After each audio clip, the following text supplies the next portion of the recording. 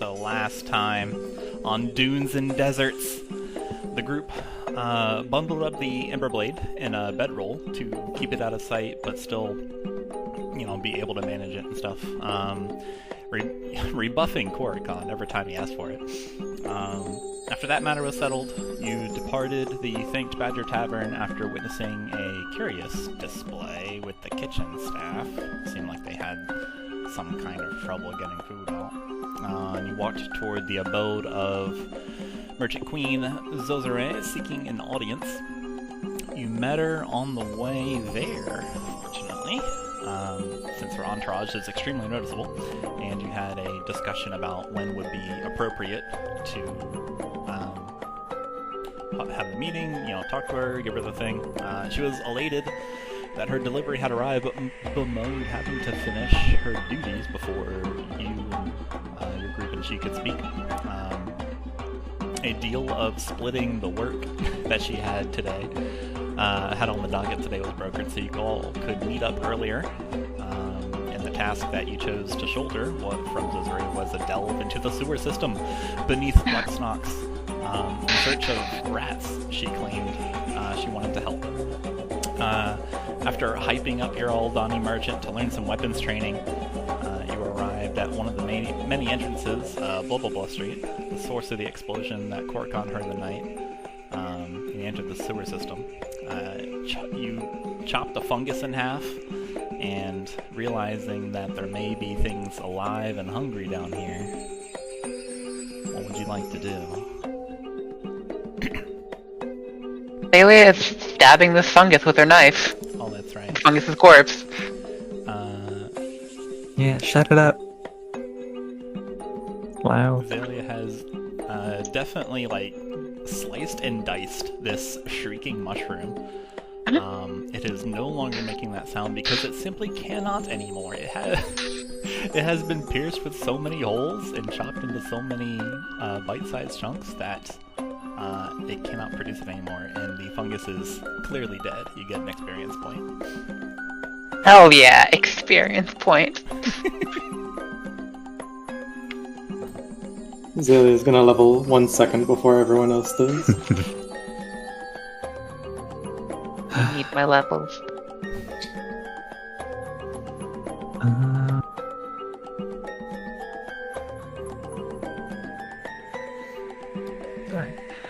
Yeah, well, with that taken care of,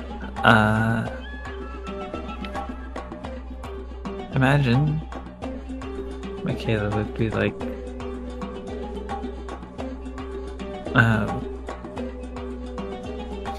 that was loud and obnoxious. Is everything okay back there? And look back to Pastiche and Chuman. Yes, a little scarring, but I'm fine. Yes, just a little scare. Just be cautious enough for us to watch our backs.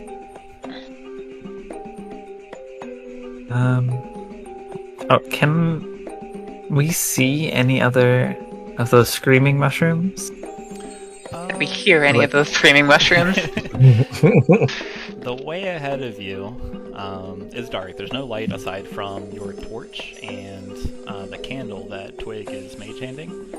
I felt like the mushrooms were also giving off iridescence. I mean, there's no firelight or other light aside from the bioluminescence. They do give the bioluminescent fungus do give off a dim glow, but it's merely you're able to see shapes and such, rather than able to see what distinctively anything is. I mean, you see plenty of mushrooms,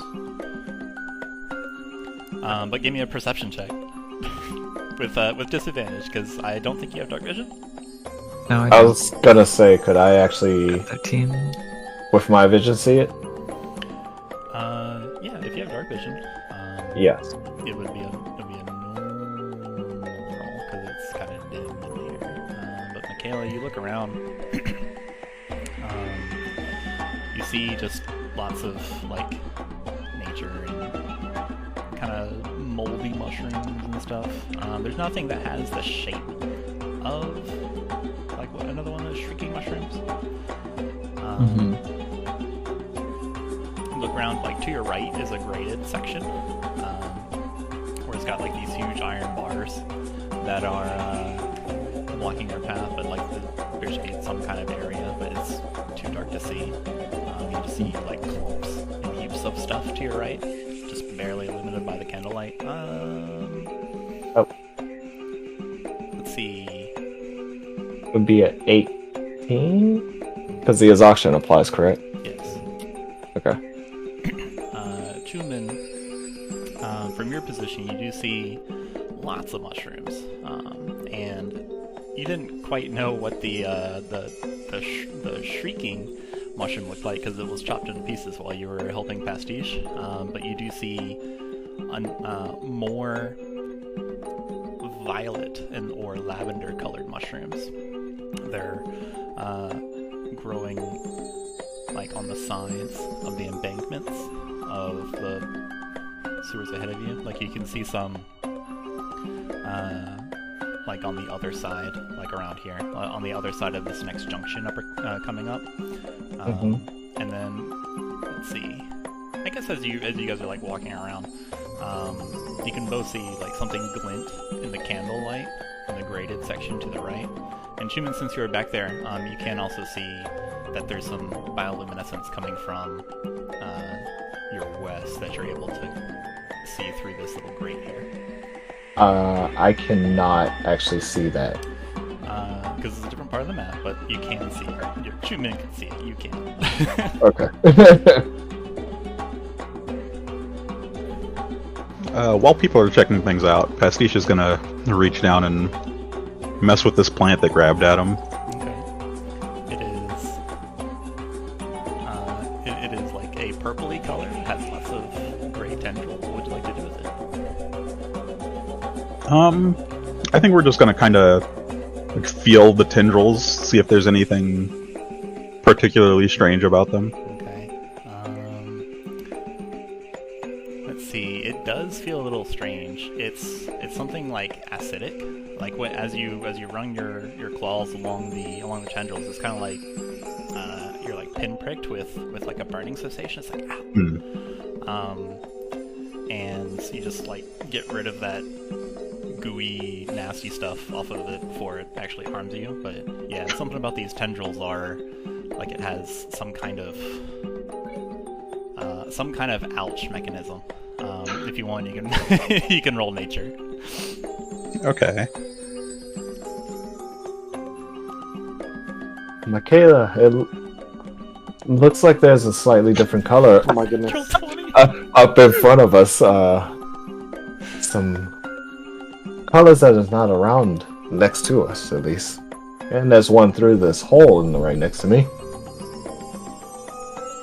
Alright, Pastiche, with your natural 20, as you're getting down and really looking at it,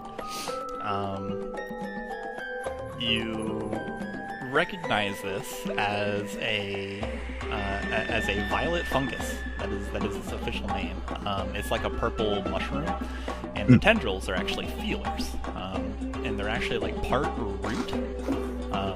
So it uses these root-like feelers to kind of pull itself across whatever kind of terrain it needs to, and it uses the set of stalks that look like they would be roots to kind of like suction itself to whatever it needs to, like if it's on the ceiling or like a vertical surface. And then it uses these feelers to kind of lash out at prey and wraps it around, and it's actually like the burning sensation is kind of like a digestive enzyme to kind of rot and pierce away flesh or like shell casing so it can get at the gooey bits underneath. You recall that it has a function that any creature, like things that it feasts on, they have a rapid decomposition as it slurps on them, and it actually reproduces from that corpse or whatever it decides to eat, and more violet fungus sprouts come out of that. Okay. They're very difficult to pick out. They don't need sunlight or warmth to grow at all. They just thrive in every corner and crevice of something that is dark and damp.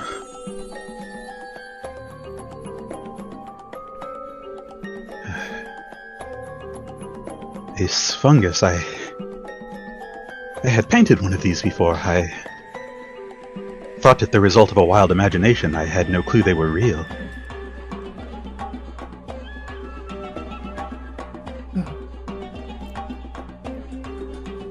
Well, I suppose. Well, now your next attempt at painting them will be even more lifelike, I guess. Yes, my next attempt. Keep your wits about you. They do strange things to corpses. Oh, Strange things. Do you know something about that? Nothing we'll have to worry about if we all stay alive. that is ideal, yes. Right.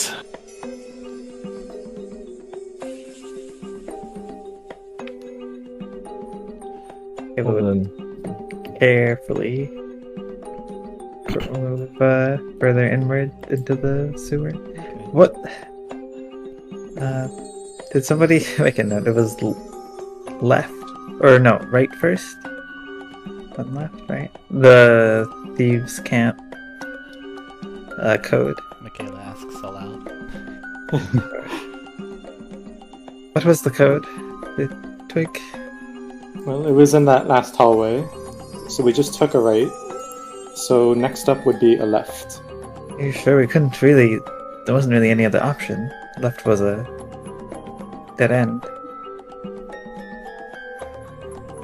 Well, it's hard to say. It was an intersection, but Seems like a Nah. corner. now I'm not sure. Corner with an alcove. As you But guys, if you say left. Sorry, go ahead. as you guys move ahead, and you come across the next junction, it's at this time that you notice Zoaz is lagging behind. He's just kind of staring downward, appearing deep in thought.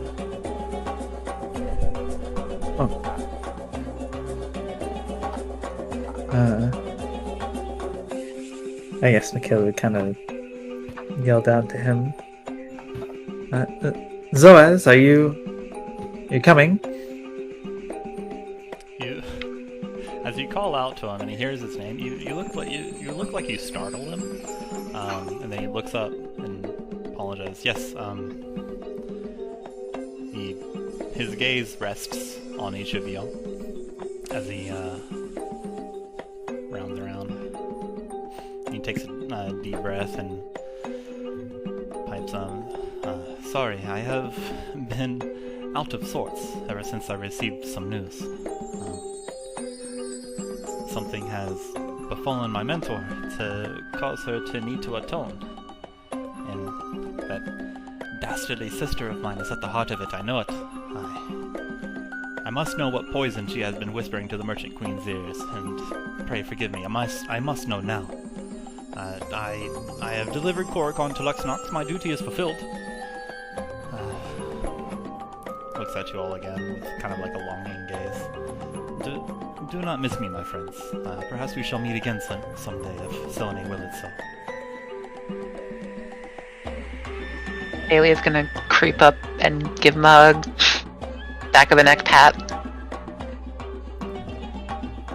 Looks at you. You can see him like kind of tense up as you do this, and then he looks at you and smiles at you. And Zeta, you have been the strangest charge I've ever had, but I'm glad for our time together.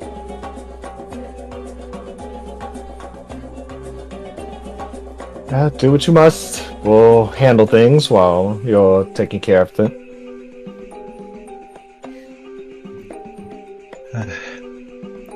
So, as I know I've given you a hard time, but we will want for your guidance. Your presence was appreciated.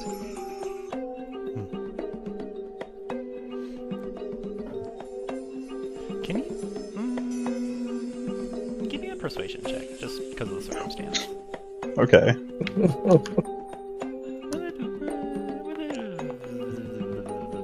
It would be a regular one. A 10? Okay, that's enough. Zoaz turns to you, Pastiche,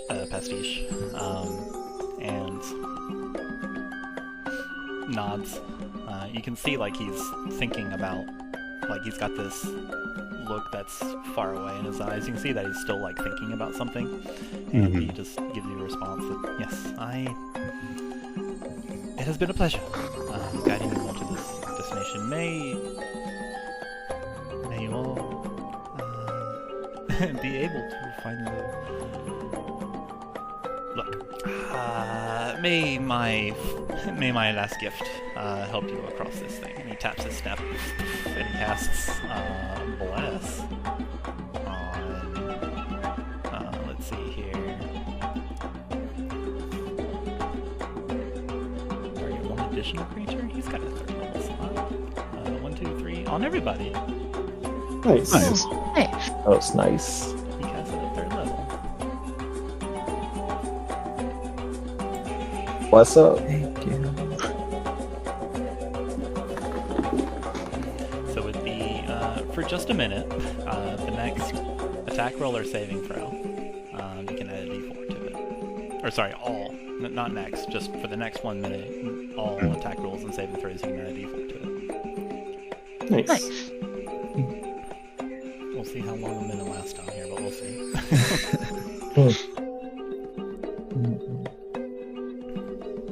Makayla would stare at, look at him, give him like a fairly serious but somewhat soft look, I guess, and would say, "In my years of traveling, you are one of the best Doomstriders I have ever had the pleasure of traveling with. Now go. Do what you must. Do what you need to do. And perhaps we will meet again on our travels. Another cycle." Indeed. There is something afoot. Judging from everyone's tenacity in this group, it might be something that could happen. Yes. Well, let us not linger. Goodbye. And then he makes his way back towards top side of Snox. Pastiche will give a courteous bow as soon as they're sure that Zoaz isn't looking. Xalia will extend her arm around to follow him, waving as far as it can go. You will feel the warmth of Salome's embrace, keeping you safe for at least a little while.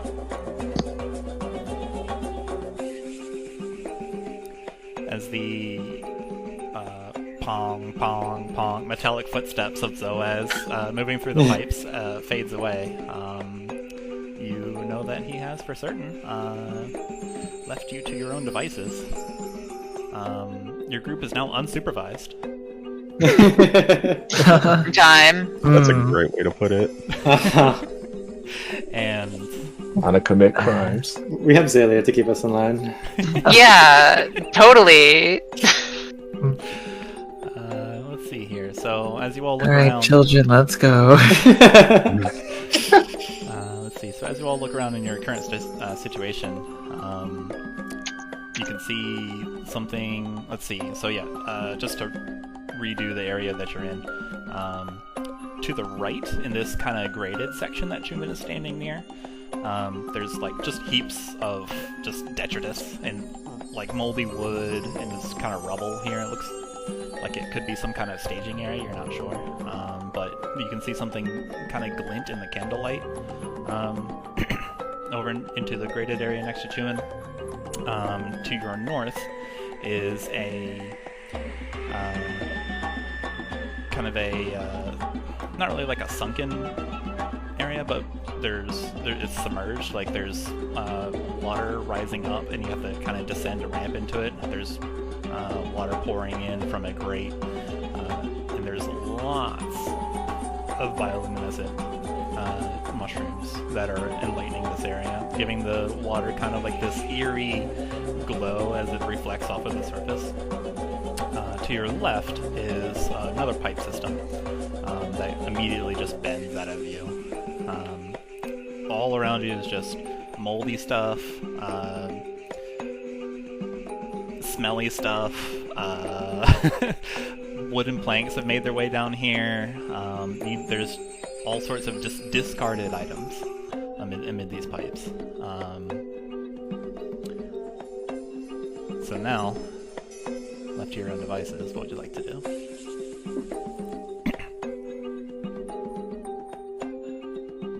Well, you believe the first option was, or the next one is left, so I suppose we should go. Feeling You settling say? time. Couldn't Left hurt. is right. It couldn't hurt to take a look, and if it's a dead end, we could try the other path. And just so everyone else knows, the exact directions were right, left, down. Where did you get this? There were some markings on the wall back in the last tunnel. Okay. Xalia, you can speak? No, sorry. I mean, that was not in character. That was actually... I know. It was just because Yeah. quote responded in character. Yeah. Oh, okay. Twig, if you must check the area, do be careful. Easy to get blindsided in this area as it stands. Twig nods and carefully continues forward.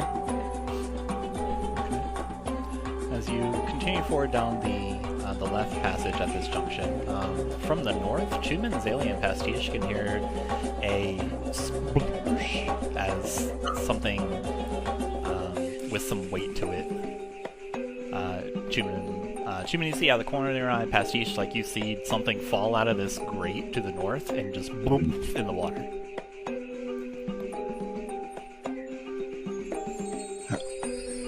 Chuman, did you see that? Yes. Didn't catch it. I didn't catch a clear glimpse of it, but I know something is there. Xalia looks Okay. on the ceiling. Xalia's on the floor. She's on the ceiling looking down into the water. Cool, perception check. Okay. Let me pull things. Forgot that Zelia was actually above us. Yep. Oh yeah. Where she belongs. Yeah. Spider climbing. Cool. 15's enough. Yeah, you can see the water is murky, but because of all the bioluminescence, you can see shapes of what's in it. You can see one still shape where ostensibly is what people are suddenly in a tizzy about, but you can see many, many shapes kind of moving around in this in this area of water. Quick, actually. She's gonna try to mage hand out the still shape. Okay. Yeah, that's easy enough. As you send the mage hand down, you can see all of the moving shapes just converge on it and just try and, like, it's just swirling around and just frothing now. But Yeah. the mage hand, moved by your magical might, you get the still shape and you pluck it out. You bring it back to you. It is a statue. It's a statue of a crocodile. He will scuttle down to the floor and present the crocodile to Chuman. Chuman, what Xalia gives you or presents to you is it is a statue of a crocodile. It is unusual because it depicts the crocodile as bipedal, and using its tail for balance. It's standing up on hind legs, and it kind of just has like an overall chunky, heavy set presentation. It's got like this frill that goes down the back of it onto the tail. It has a lot of teeth carved in it. It is, let's see, the statue is using some kind of creamy white material. It's got like some black specks in it. Would I have known anything about the statue, or at least the crocodile itself? No, it doesn't seem to depict any kind of like god or anything. It's just this is a statue of a weird crocodile. When you touch it, it's kind of tingly to the touch, though.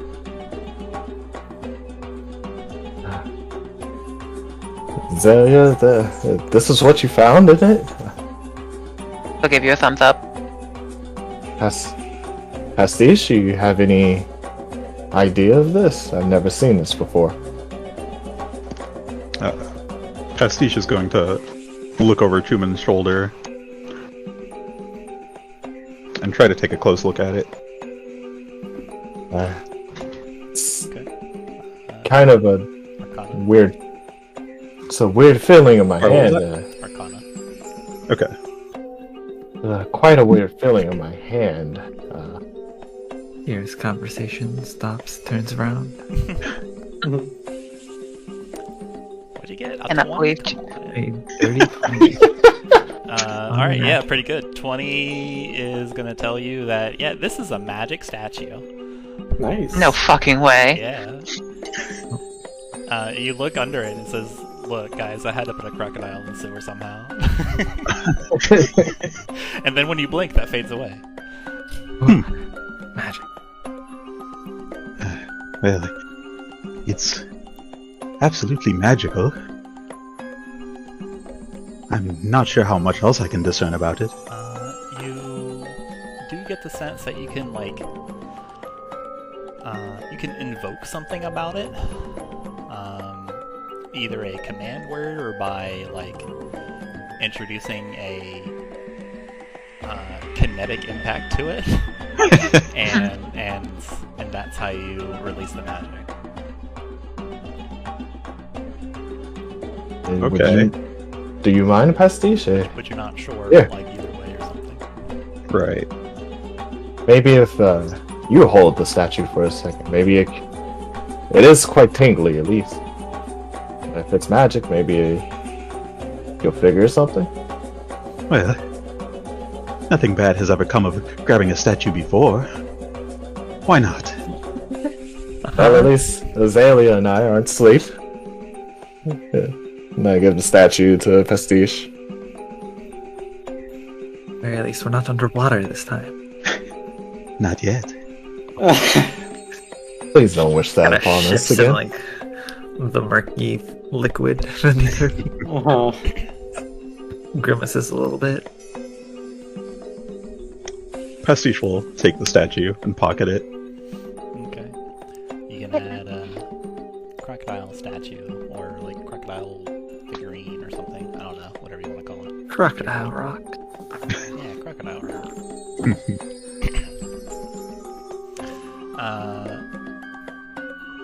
Makayla, as you shift uncomfortably, you hear like a squelching noise, just, and suddenly your foot is a burning. Oh, ow. I pull it out. I like move away and out. If I can. Am I allowed? You can, and when you do this, Pastiche, you realize, because you can't be surprised, that there's badness afoot. There was a predator about to attack Makayla. And so I need you to roll initiative. Okay. Are you ready Just for this? pocket 20? a statue and just see him again. Hype pipe? Yep. Hey,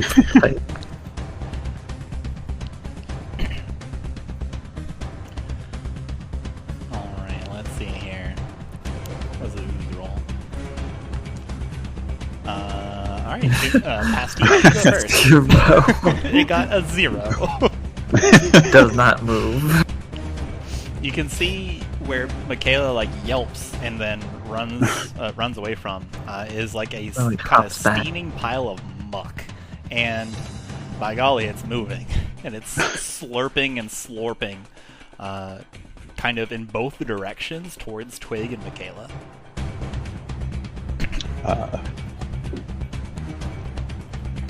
Oh, also there's a violet fungus. No way. Where'd that come from? It's on the ceiling, and its tendrils were coming down too.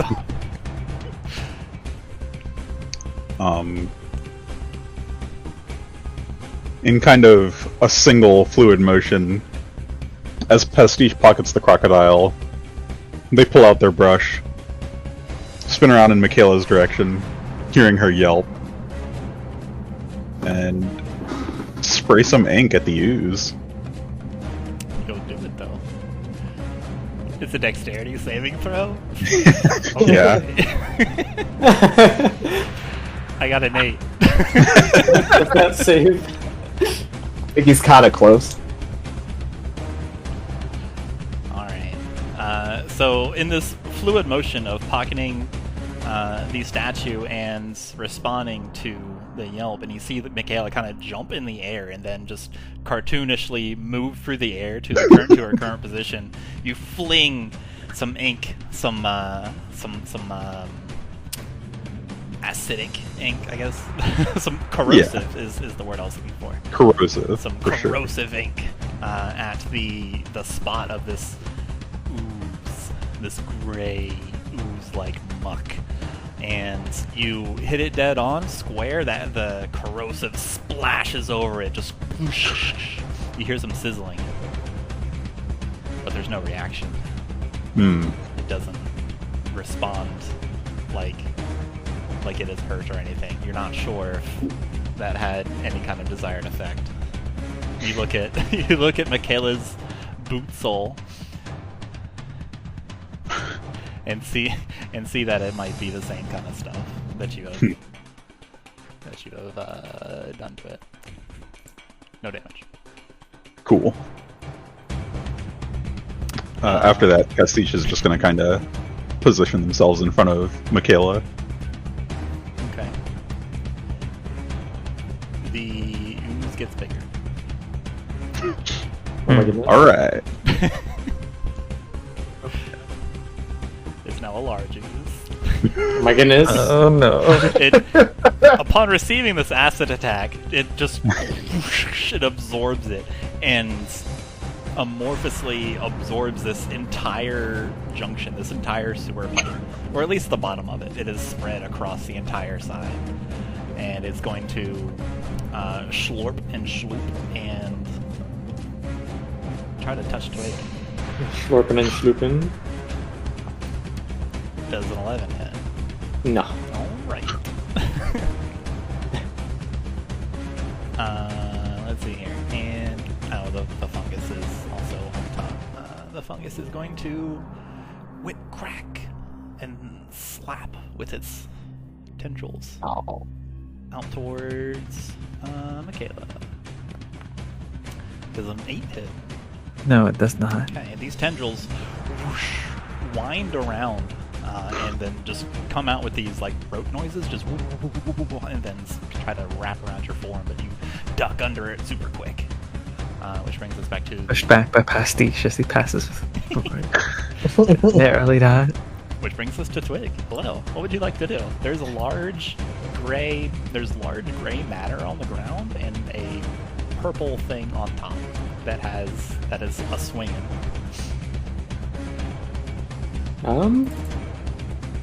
Twig, like, stumbling back a bit in a panic. He's gonna draw his Jambia and try to slice this giant ooze down to size. Okay. I get to find out if I set this up right.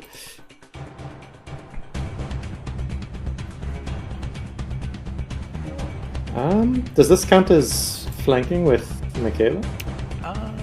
Yeah. It's big. I mean, The 15 You are successfully putting the ooze at a tactical disadvantage. Yeah. You're surrounded. 15 hits. Come out with your hands up. Uh-huh.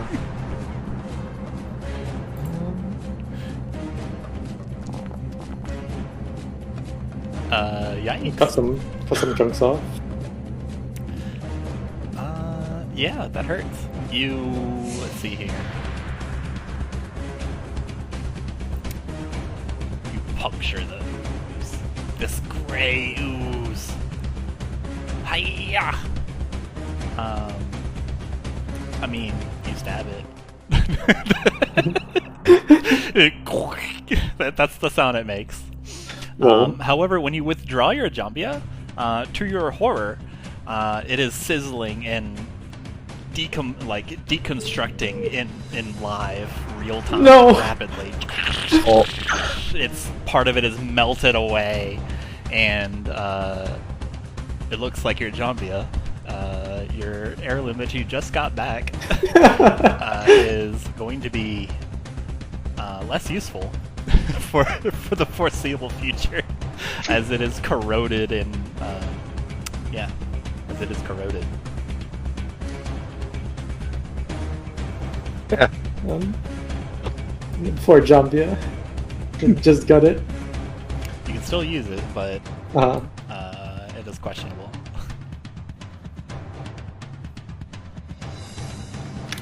It has a -1 to damage. That's it for Twig. Okay. To Xalia.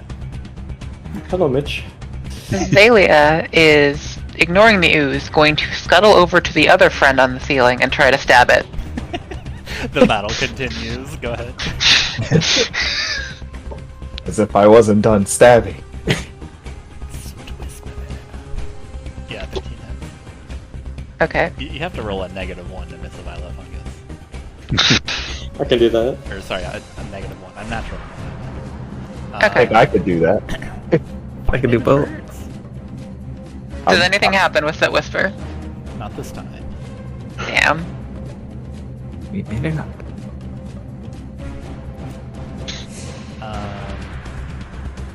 That is a key point. Nothing happens to the whisper.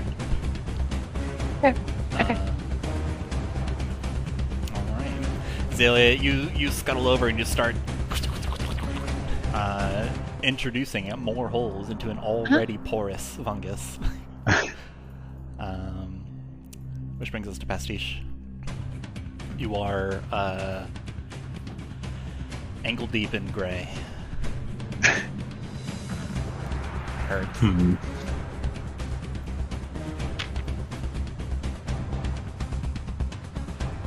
You know what? Yeah. You take 2 acid damage. Okay, fair enough. Just sizzle a little.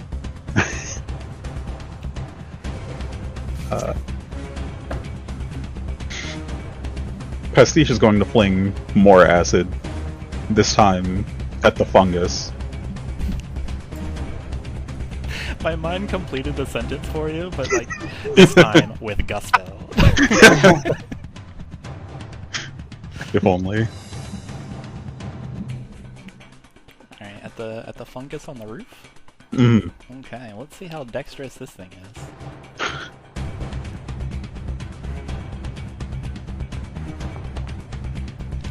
A 5. It rolled a 10 minus 5. Good try. Yeah, okay.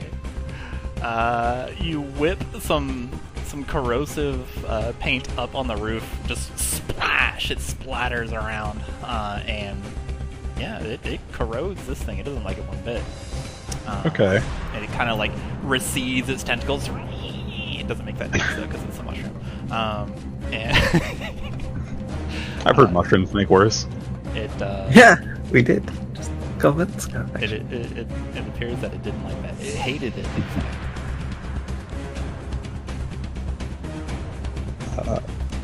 Afterwards. You see all the tendrils just kind of like whip and point towards you, just like. Pastiche is going to try to retreat. Alright.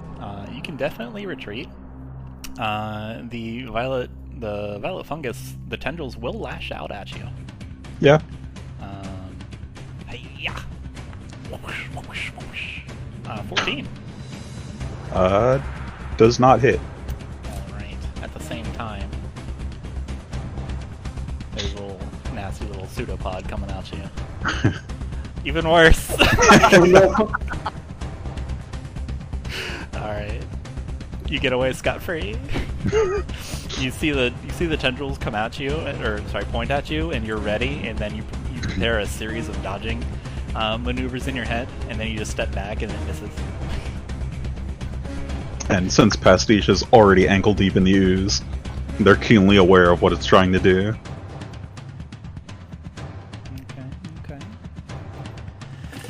Let's see, you got a bonus action, or are you done? Nah, we'll call it there. Okay, which brings us to Mitch. Hoot hoot. Let's go, Mitch. What would Mitch like to do? He's gonna be the hero. Mitch can do anything that is not an attack. Yeah. I think Mitch is just going to try to fly past things. Okay. Take the dodge action and fly down the hall. Okay. As Mitch flies around, there's tendrils whipping back Actually, and wait. forth, trying to grab the owl. And there's like the pseudopod from the Grey Ooze just whipping up, trying to get this tasty morsel, but Mitch is too fast.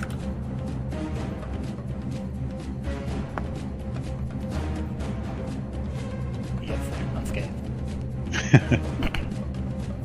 Brings us to Chuman.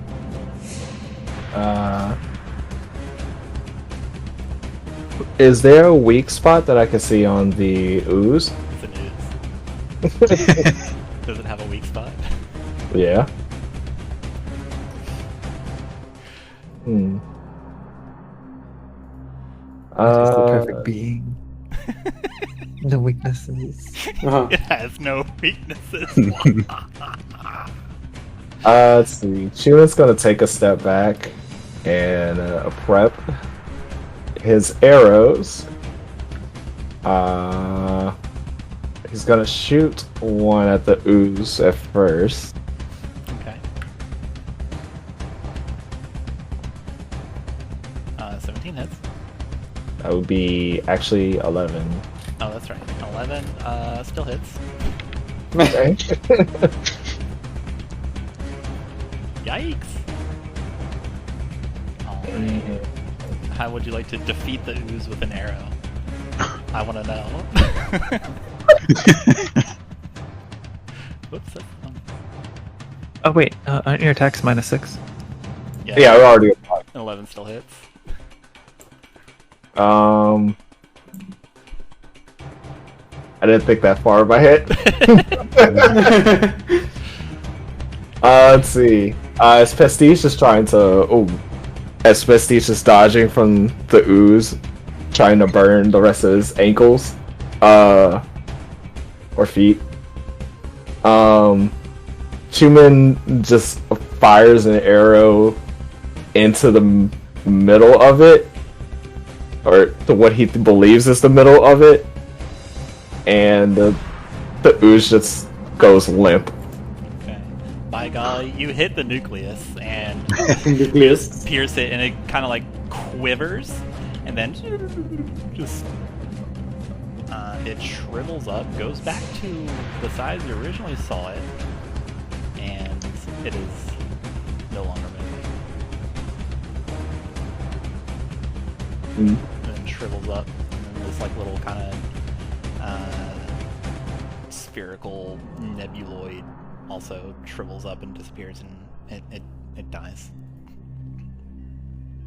Chuman takes a deep breath when he sees the ooze. It gets smaller, and then fires another set of arrows at the squid. Still in the? Is it still in the air, or is it actually on the ground? It is suction to the roof. Okay. It's gonna shoot it right up at it. Okay. 13. Alright, my goodness. Yeah, you win. Alright. Cool. Stop, he's already dead.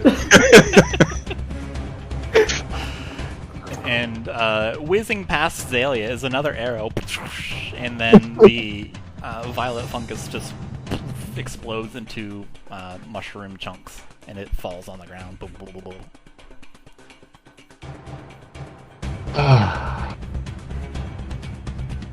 Any more surprises while we're at it? Oh, I You imagine were this. surprised? Oh, that's right. You guys are blessed. Oh, it's good morning. Oh, fuck. Maybe. I don't think anybody missed anyway. So I imagine this will not be the last surprise in these tunnels. Just yes, a matter sir. of reacting to them in time. Twig is just like glumly looking at his corroded dagger. You can. It's fortunate we were able to subdue that ooze before it grew any more. Mm-hmm. Indeed. Yes, it would have blocked up the rest of the pipe, separated Twig and Xalia. Would have been very unnecessary situation for us. Pretty bad, yes. But, Twig, where did you get that dagger? Oh, what? Oh. I got it from. Well, I think it was last night. It's actually mine. I visited where I used to stay in this city. Oh. I had almost forgotten about it, but I think I'll have to get it fixed up once we get out of here. I don't believe you ever told us you lived in Luxnox. Just, oh well. Hopefully, yeah, we'll have to find some sort of smith to fix it up, I guess. Well, Xalia is staring at Soot Whisper and fucking thinking. onwards. Twig gives her like a nervous side eye. Her being me or Xalia. okay. it's Twig. Nervously looks up, and then refocuses, and you all manage to splorch along. Carefully moving ahead, kind of poking with the butt of a staff before me. You know, like when you're prodding for snakes, like when you're walking through grass. Except now it's like, sewer water. All right. Let's see. At this point, also, Mitch is going to kind of stay towards the front of the group. Okay. Xalia will continue scuttling along the ceiling. Scuttle. The ceiling is noticeably cleaner than the ground. No way. Like the Yeah. bottom of it. That's why she is there. Excellent. Let's see. Mitch continues down the pipe, kind of hitting this S curve, just banking around fast down. Before Mitch kind of like lands on top of a. Let's see here. On top of like a small stairwell.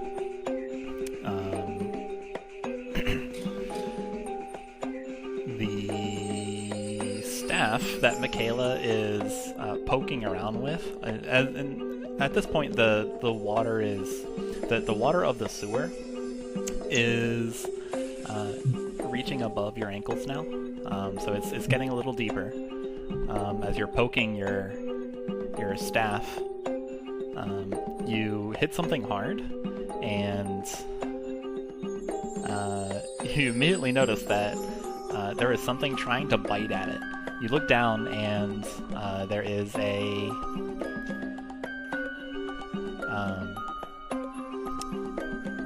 a skeletal fish trying to bite and just at the end of your staff. Well, Makayla. A skeletal fish. Mm-hmm. And Okay. I bless up and try and hit it. Try and just like, or at least just try and like knock it away. All right. Try and scare it off. Hit me an attack roll. slam this thing. A 22. It goes flying. Just sort of like, just sort of sweep it up. Yeah, you just sweep it out. You get a good angle underneath it, and just whoop, this skeleton of a fish is lifted up out of the water with the force, and then the bones splat and scatter into a million directions. You have defeated the friend. You have defeated the bones. A friend no more.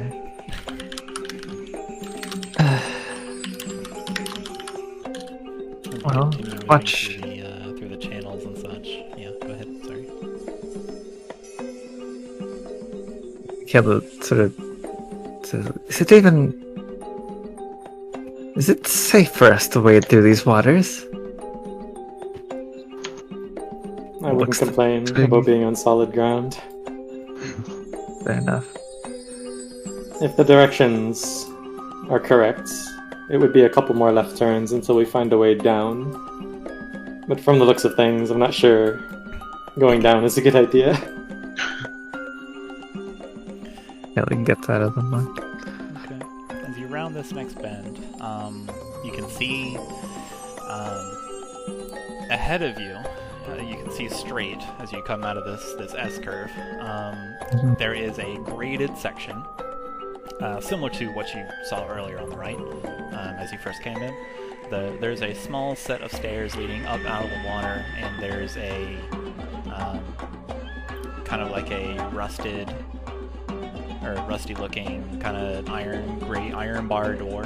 It's got that huge like block of metal padlock, you know, and then like this iron grate goes to the ceiling, and you can see on each side 2 stone walkways, and then in the middle there's the channel where the sewers can continue to go. To your left, after coming out of this, you can see where the tunnel kind of skirts downwards, and it continues south. You can see more water swooshing through. You can see the bioluminescent fungus kind of glowing underneath the surface as it bubbles through. Oh, you said you were looking, Makayla and Twig. Go ahead and each of you roll me a perception check as you're heading the expedition.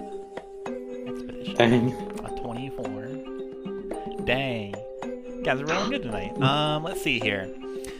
You can see...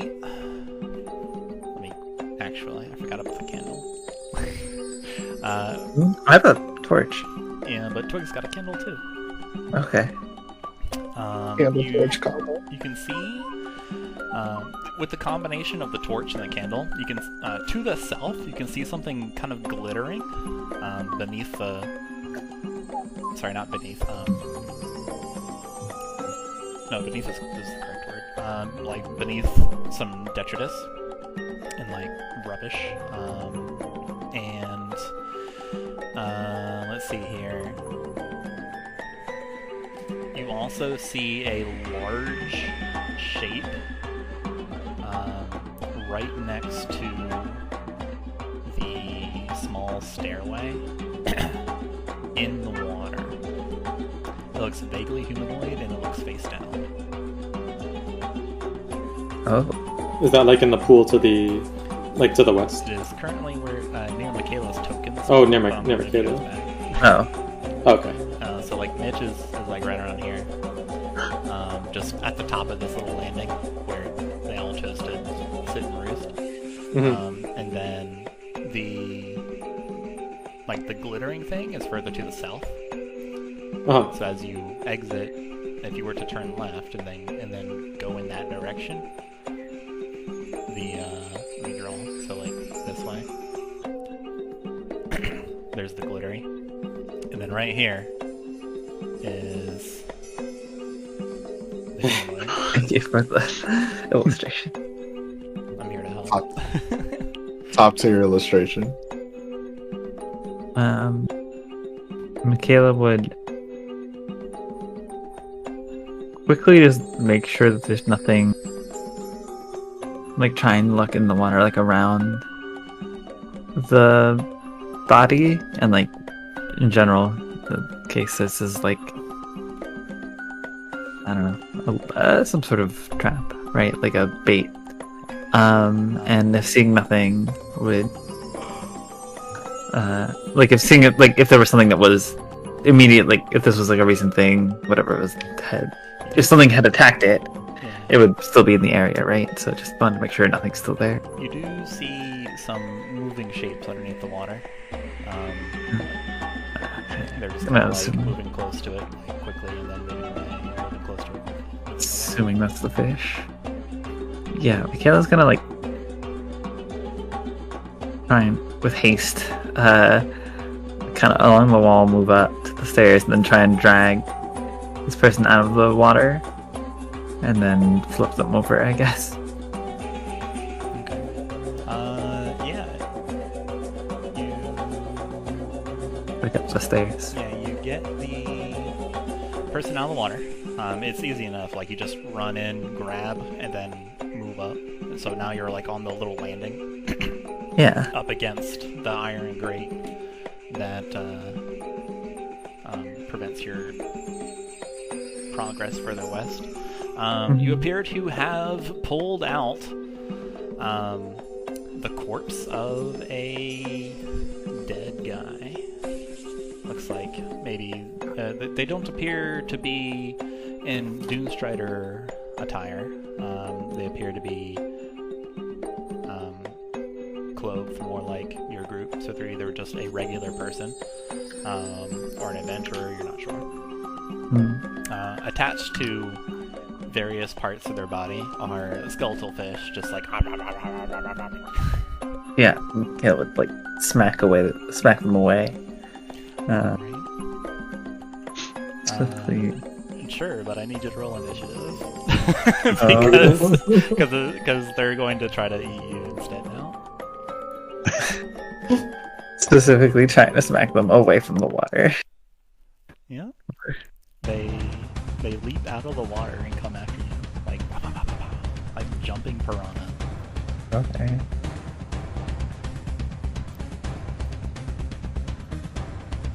I rolled a 6. Ooh. Alright. Everybody else like sees this happen. Like Makayla like runs up, drags the adventurer out of the water, and then is trying to like shoo and slap these skeletal fish off. And then they leap, like they all just leap up at her. And then hiya.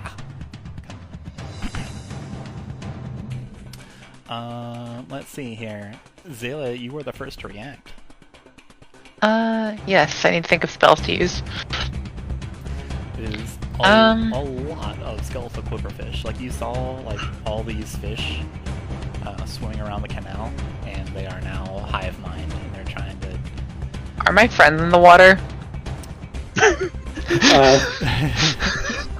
Don't worry about that. Is Twig a friend?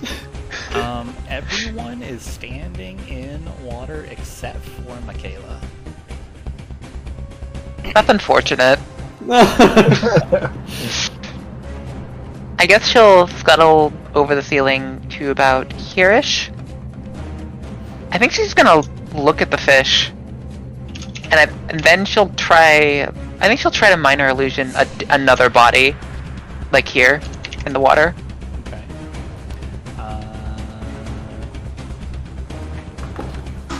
Let's see. So you look at the fish. You identify that they are very dead and very skeletal, and very wanderer-ish, as you have seen over the course of your time in Khorzaire.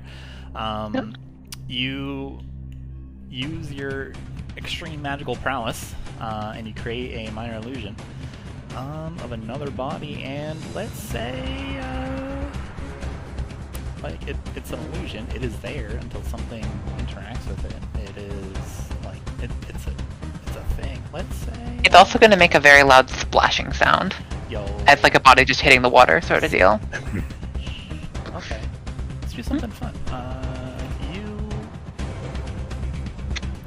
We'll say you successfully split the fish, and that's a swarm. We'll say like they act as half the swarm. Okay.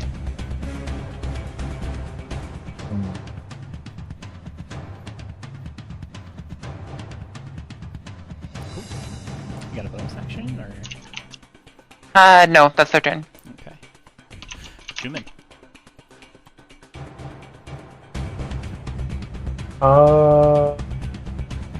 Is movement half while I'm walking in this water? Not yet. I think Chuman is just going to try to dash right through behind Makayla. Okay. Makayla's kind of like up against a grate. You can't get behind her. Okay.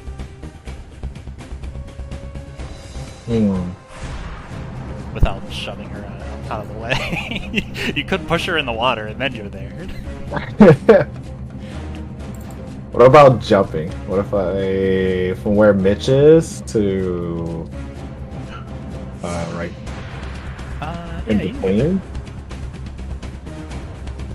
Yeah, I think Chuman's gonna run over and then jump onto the... Yeah, you're on this kind of like, maybe like 2 foot out, kind of landing. That is separated. That separates the water and the channel. It's maybe about like 5 feet high.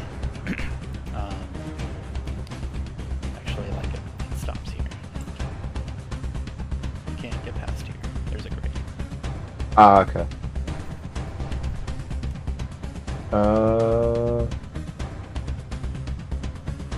And I guess Chuman is gonna pull out his battle axe and just try to swing at the swarm that's right in front. Okay. The second swarm of skeletal quippers is going to spend their turn chomping at the illusion. Since it went right after Xalia. So go ahead, yeah, battle axe. Hiya! 19 hits.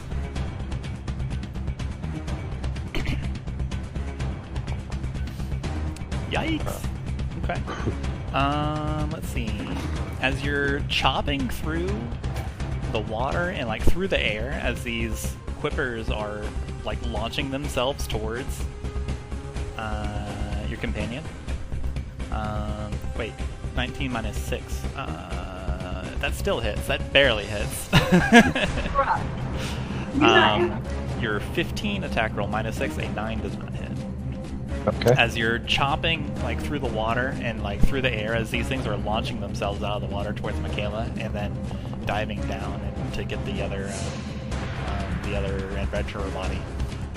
It's difficult to hit them, and you do manage to like swap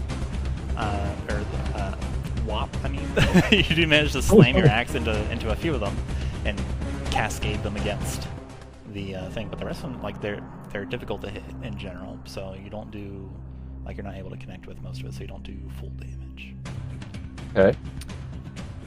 So you get plenty of them. If you have this, so I always put that on it. Yeah, Chuman's just kind of like tiredly hacking and slashing at whatever is jumping out to Makayla. And yeah, you do get them. There's maybe about like 5 in this particular swarm left that are trying to eat Makayla. And that's it. The stout owl.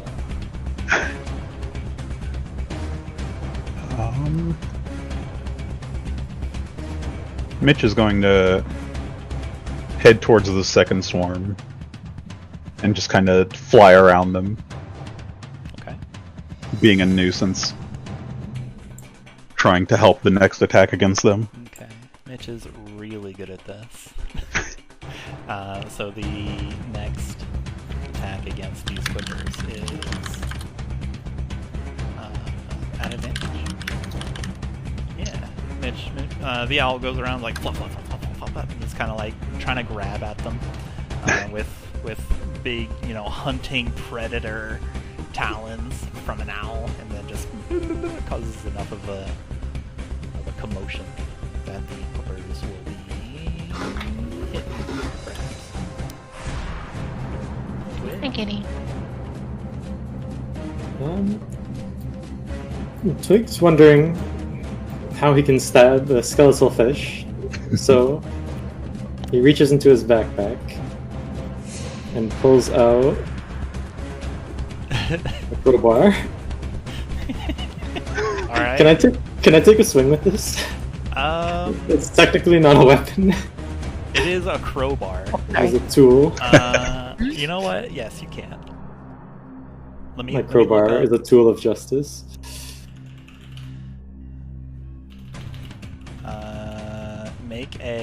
Make an attack roll with strength.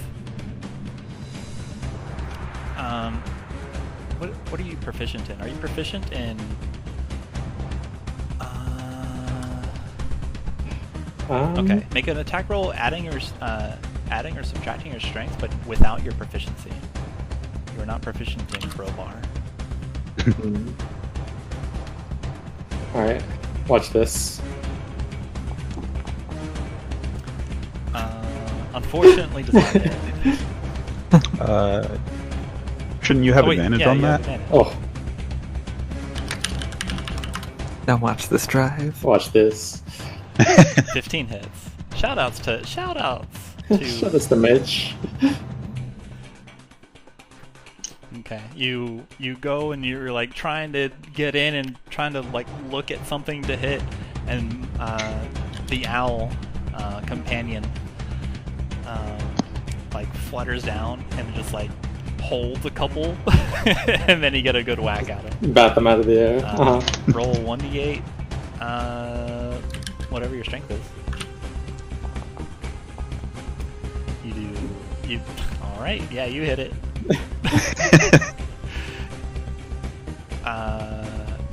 Mitch sets you up, and by golly, you get it. a skeleton of a fish just goes.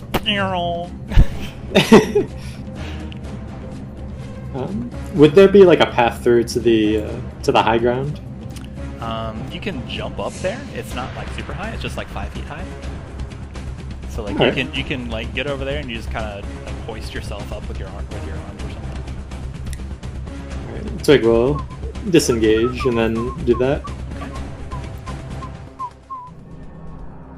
And that's it for me. As you move past these skeletal quippers, just they all try to snap at you, but you are too quick.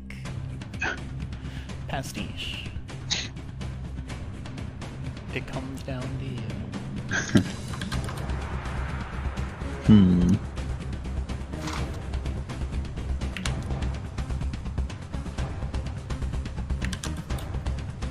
Let's see. Pastiche is going to run towards these fish, and as they get close, fall through a hole, an inky black hole, before reappearing on the ledge with everyone else.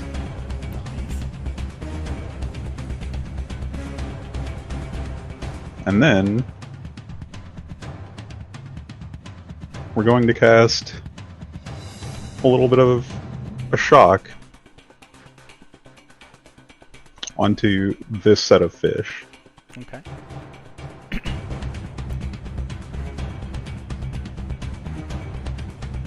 Striking Grasp has a range of a touch, but we'll say It that does. you do it before or something. Well, Oh wait, no, my familiar. Yeah. All right, let's go. I'm with it. I'm with it. A 16 hits. Oh, Shocking talons. So as Mitch is still harassing the swarm of fish, they're going to dive in, suddenly enwreathed in lightning, and zap some fish. All right, Nice. that's the coolest thing I've ever heard. They're dead.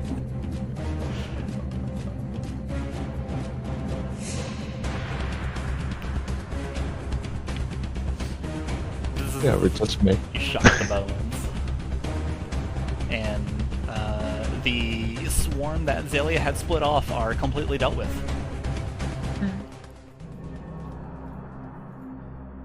But the ones that are attacking me are still attacking me. but by golly, the ones that are attacking Makayla Thanks for the assist, everybody. are still attacking Makayla. Are you at full HP? You are. I'm going. The skeletal quippers are going to leap out of the water and. Wait, I feel like I should have temp HP. That hits, by the way. But I guess not. Whatever. 8 piercing damage. Ow. There are now like fish like latched onto you, just biting even harder. It's your turn. Yeah, just, do some cool spins with my staff and just hit them off me, I guess. Hit any other ones that are flying at me. Destroy. 1, 17, 24. Another 24. Alright. Or the third 24? A 17. Dang. All of those. Cool. So close to 3 24s. It's the regular damage. And this is the alarm damage. 10, 20, 17. Or 27 damage. All of your damage is magical. You win. Yes, it is. Alright, tell me how cool you are. Yeah, no, it's just cool spins that, like, as the fish are flying at me, they just fly straight into the staff that just gets smacked out of the air. Each and every one of them. No fish makes it through after they jump into the water and jump back out at you. Makayla, you're ready this time, and then pop, pop, pop, pop, pop, pop. And the bones go flying, scattering everywhere.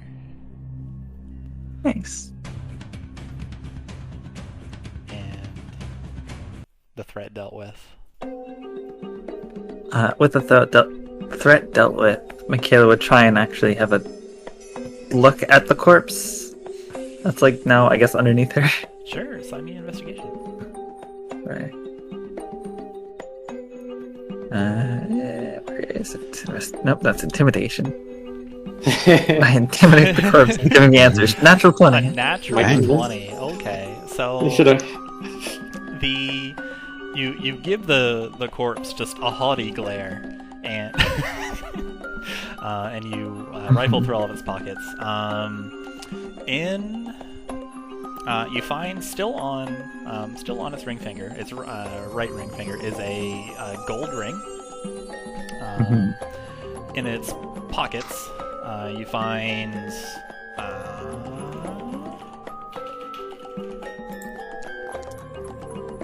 8 silver, and since you rolled a natural 20 for a total of 21, you find a waterlogged envelope. Oh. It's open with like the flap kind of tucked in. It's just a plain little envelope. Nothing in it, just an envelope. Oh, there's a note in it. Would you like to read it? Yes, I would. Alright. Makayla, you read this note, and it's a little waterlogged, so like a little bit is like runny and kind of droopy. But you find a sad story. It says, "Cassius, my love, I wish to run away with you. Let us leave this dreary city Luxnox behind. Meet me in the sewers. We will abscond at nighttime." Signed, your love, Beatrice.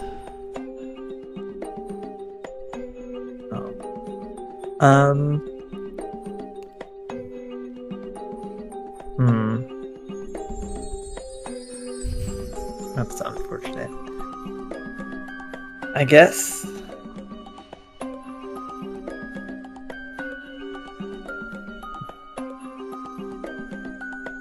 Makayla would, realizing that cannot leave just a,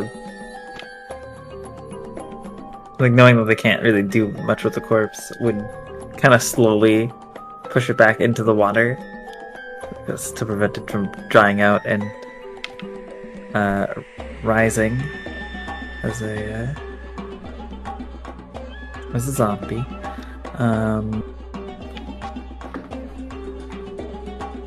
Yeah, I guess she would like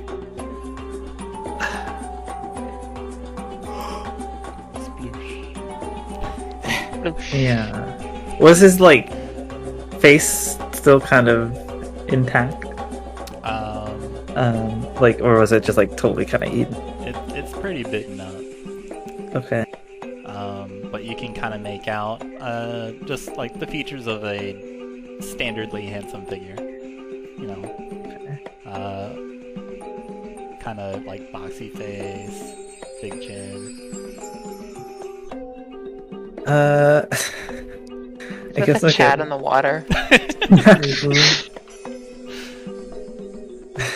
Makayla would, I guess, prestidigitate the letter,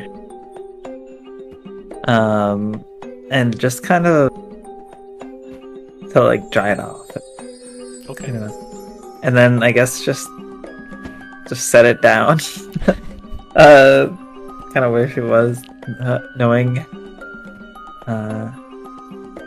how she would ever even start to find whoever this person that this letter was supposed to go to, or like the person that gave the letter, whoever is the other half of this couple, to try and give them the bad news. And it's like, well, if they haven't shown up yet, maybe we'll just see this letter.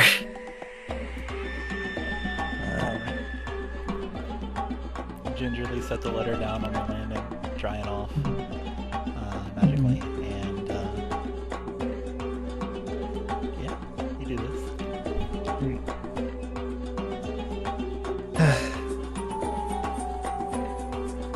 So,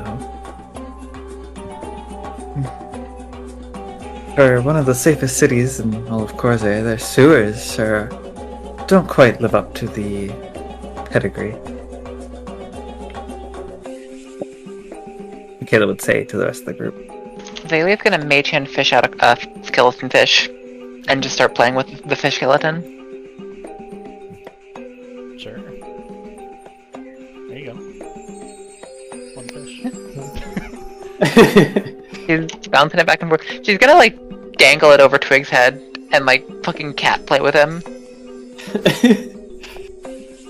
Twig takes a few like half-hearted swipes with the crowbar. Sure, most cities aren't always perfect. And Luxnox isn't of the exception either. No, it's not. But I think the Merchant Queen herself was planning to go down here. Seems awfully dangerous. Assuming she... Well, of course she would have to know how dangerous her own sewers were. I imagine that's why she was planning on coming down. Yeah. Things must have gotten out of hand over time, at least. Or it's always like this, and they prioritize the safety of their civilians over their workers. Perhaps. That may be true as well.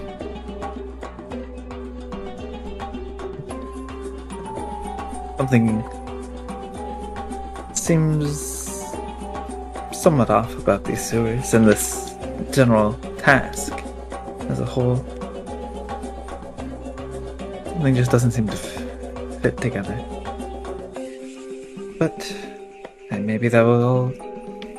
Maybe I'm overthinking. Just overly suspicious. I hope that is the case.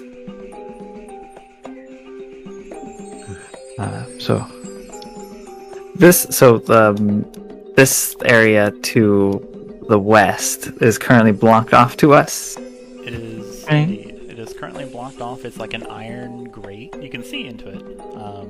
It is a just like a lock. Oh, wait, you don't know it's locked. There's like a maintenance door, ostensibly locked. Where it's like an iron grate that you can swing back. But that is over where you were standing. Give me a perception check though, as you look over there. I can do those. I can do those pretty well. 24. Yeah, yeah, you can do that pretty well. You do see plenty of purple dudes. Oh. But on one side, you can see them slowly just kind of lift into the air and just reduce in size and crumble away. Oh? Mm-hmm. Is Xalia on the other side of this? No, she's not. Okay. He's on the ceiling. Yeah, Xalia's like around here on the ceiling, in actuality. Okay. Oh, sorry. I thought this was the... I thought that was another arrow, gonna be honest. You do have a fish. I do have a fish.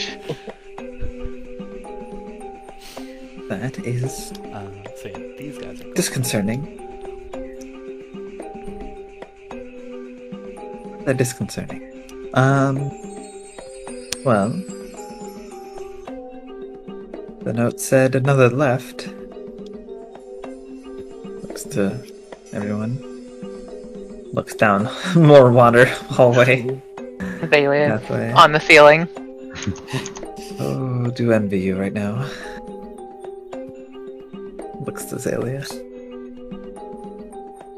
He's gonna give you an extended, like, stick tongue out, falling down from the ceiling. Your blesses. The group's blesses worn off by now. And the warmth of the goddess of the moon leaves you. Light cannot reach us anymore. Best get it over with. Twig hops in the water. Sploosh. Is there why still not? something... Oh, sorry, go ahead. Why not have Xalia freeze the water downwind? And should you do that?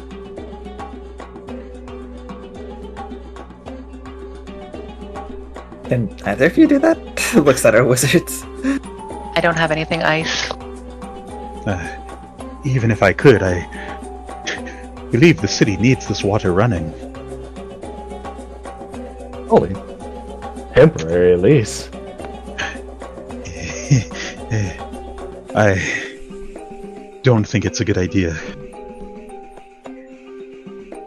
Oh. And Chuman jumps down. Fair enough.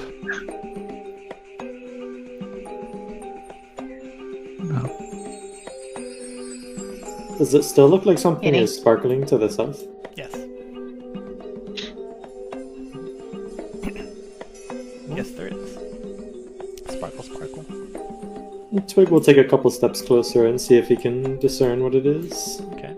Yeah, you move the candle over there too, and you take a couple steps closer. Make a perception check or investigation if you're looking for it, or perception if you're just trying to see what it is before you get there. I'm just trying to see what it is. Okay, yeah. See what you perceive. Sheesh. You guys are rolling really good. A 19, yeah. So, as you maneuver down, you sploosh back in the water. These keep wandering down this bleak tunnel that's just stretching to the south. The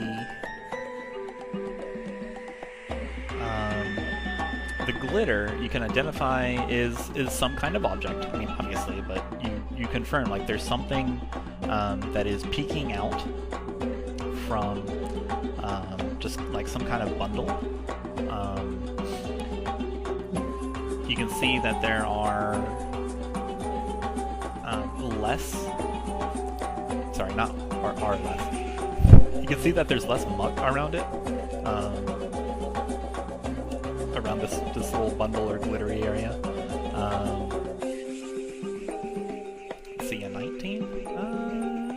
19's close enough. Also, in this direction, you notice that the water seems to be a little less murky, a little less yucky, and a little less smelly as you continue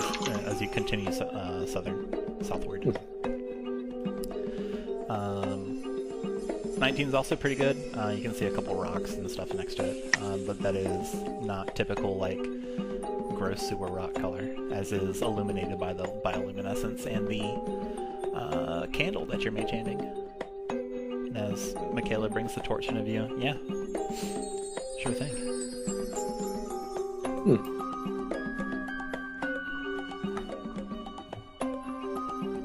Alright. Hi, maybe. Twig will just keep carefully moving in that direction, holding the light in front of him with his mage hand. Okay. Chuman follows, just keeping a distance. Sure. Makayla will hop down, but instead of landing into the water, would land on top of the water and walk just right above it Dang. on the air. Slowly and carefully, never actually touching the surface of the water. Okay. Cool trick. Makayla, you prevent yourself from getting to the water. The stuff that you spy, Twig. It's over here in this little kind of drawing that I made. So yeah, you arrive. You can see that there's something under this kind of like weird cloth or bundle or whatever. What would you like to do? I want to pick it up. By God. You pick it up. You just reach in there, grab it, bring it back. Firmly grasp it. You realize that, goodness, you have some skill, because you have pulled back a broken glass bottle and you have managed not to harm yourself. Huh. So in your hands is a broken glass bottle. It appears to be slightly rhomboid shaped. The top left.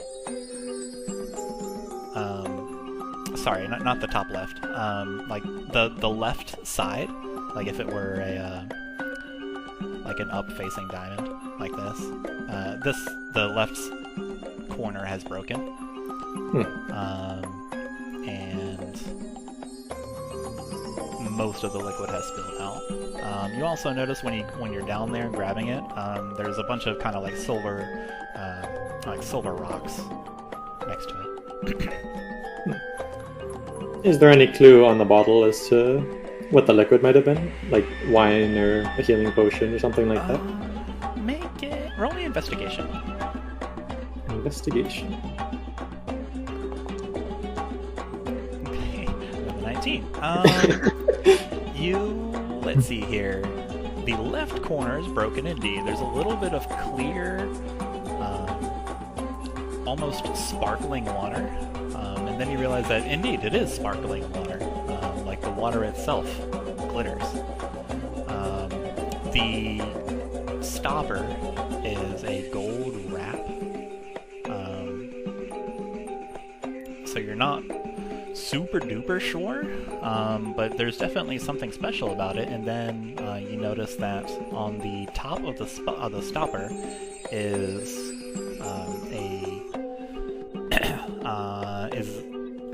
what is it? 7 eyes, which you recognize as the symbol of selenite.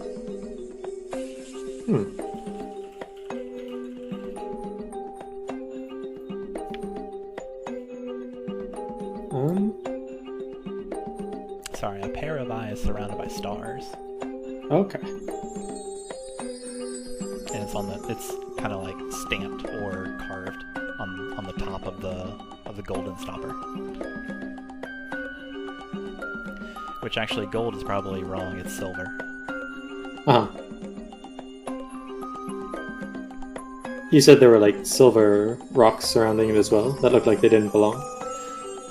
Right. Could I try to pick one of those up too? Yeah, roll. Or are they no, just I'm kidding. Yeah, you have a silver-colored rock.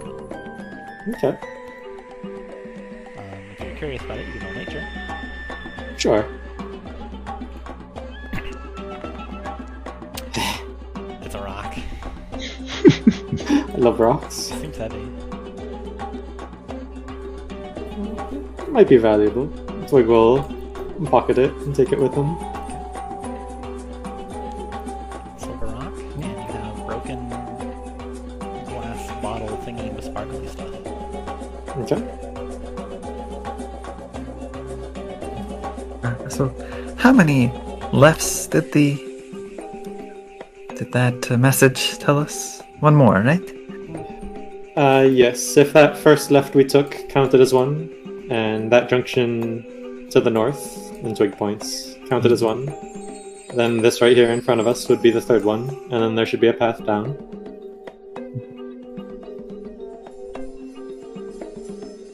If not, we could always check another path.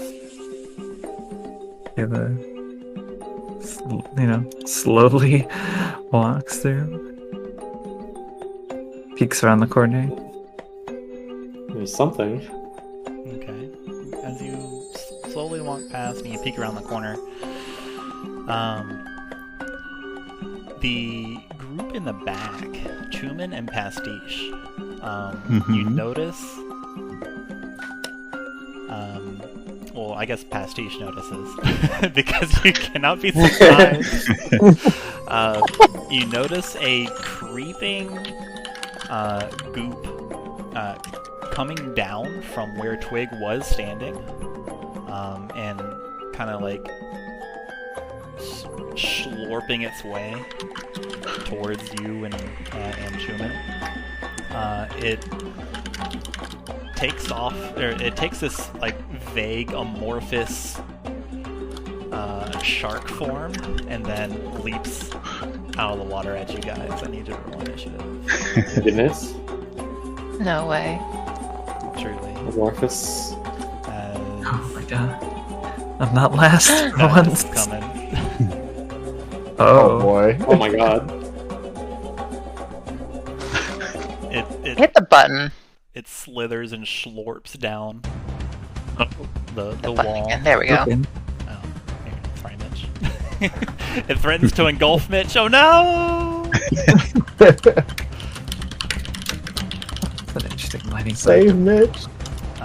Pastiche. Sorry, No, I'm over it here. gets to go before Pastiche. I have unfortunate news for Mitch. Uh-oh. Let's see. A 7 to Mitch and a 22 to Chuman. Oh my god. Damn, 22 Mitch, I'm hit. sorry you got hit. Mitch lives to see another day. All right, this Let's go mid. this like amorphous shark thing. It leaps out of the water as it slithers down into it, and the owl like quickly does a barrel roll and then lands on your shoulder and just like puffs up as an orb and this hoot hoot.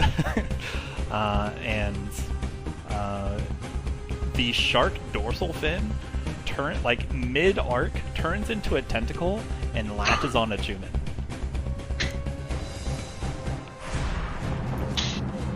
Hang on a second. Nope, that's correct. You Ow. take Ow. let's see, 4 bludgeoning damage as the thunk of being hit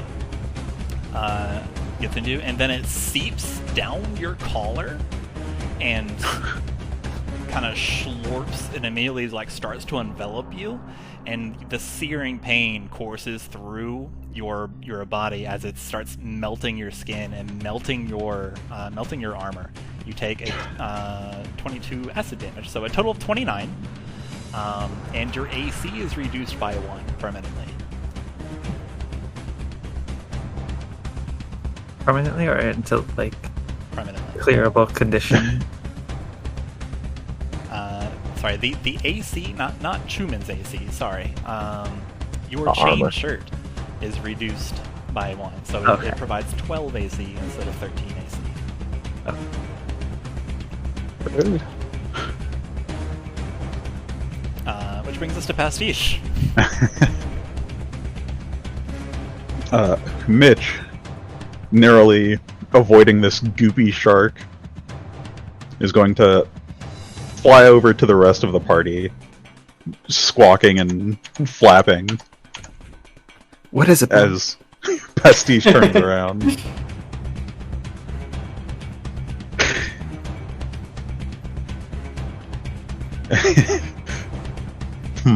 It's big. It's large. There is a some amorphous thing taking the form of some some shark. It currently looks like a shark, and by golly, I think Chuman's delicious.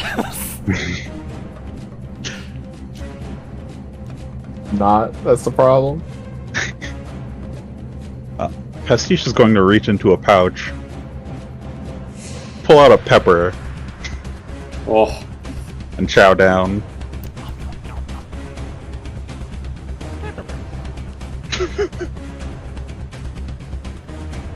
Let's call this one fire damage. Sure. You watch Pastiche just take a big, huge bite of a pepper and just chow down, just chomp. Pastiche, the heat of the pepper, of its juices, immediately courses over the tongue. The thing that you use to smell with. There's something cooking. What are you gonna do? Pastiche inhales deeply. Puffs of smoke shoot out of their nostrils. And fire shoots out of their mouth. Excellent. What's he cooking?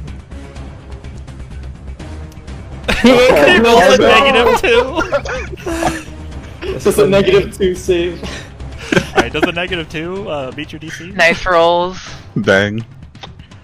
Alright. Still better than that roll. Ah, that's true. Yeah, you Oh, you got a 1, 2, 3.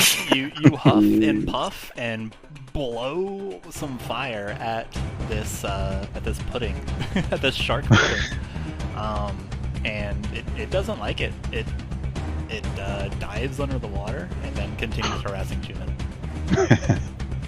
It's still there in clear view, but you are imbued with magical energy from now on.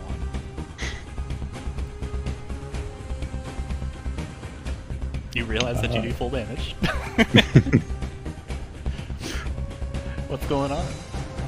Pastiche is going to stand their ground, Alright. puff out their chest a little bit. You attempt to make yourself more intimidating. We'll see if that works. Chuman, that hurt. Yeah, it did. Chuman is going to disengage and he's going to create some space. Okay. Because, ow. Yep. You can feel your armor corroding, and you manage to extricate yourself from its grasp, and spin away and get out of dodge. It goes to lunge and bite at you with its amorphous pudding shark mouth, but you manage to get away. And that's your action. Yeah, and I think Chuman is just gonna take a second and get himself back together. Oh.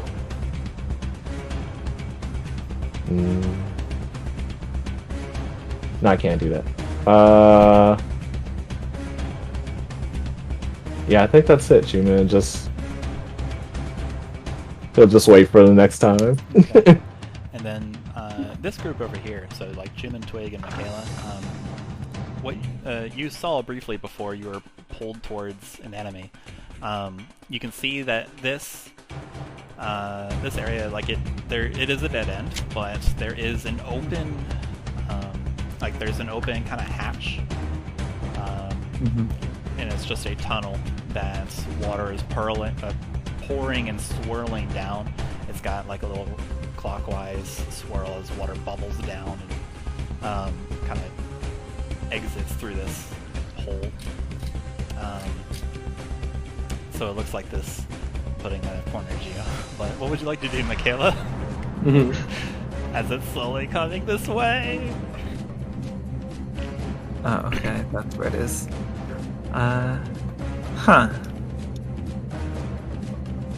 Makayla, on seeing Mitch's alarmed panic, would, turn on nothing and immediately see this and I guess head into it.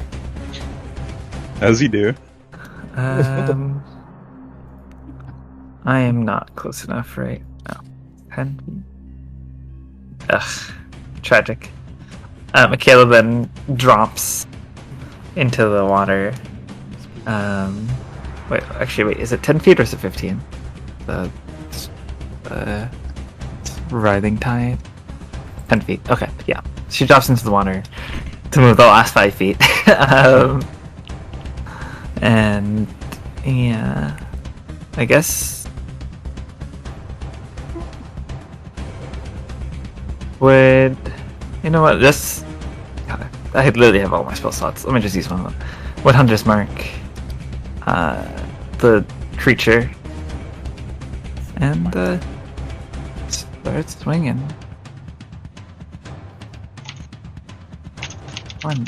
That's a 10. 10 hits. Oh, and a 20. Whoa. That also hits. Big Alright. Just barely. The second one, almost. Okay. It's pretty Alright. close. Give it a second. So that's then. I'm gonna roll Hunter's Let's Mark see that bless roll. Once, and then another time as a crit. Nice. If you're using Aet's Blessing, I will say that's a bonus action. You use your bonus Oh, was this? action. Did it extinguish? Did it? It only lasts a like- minute.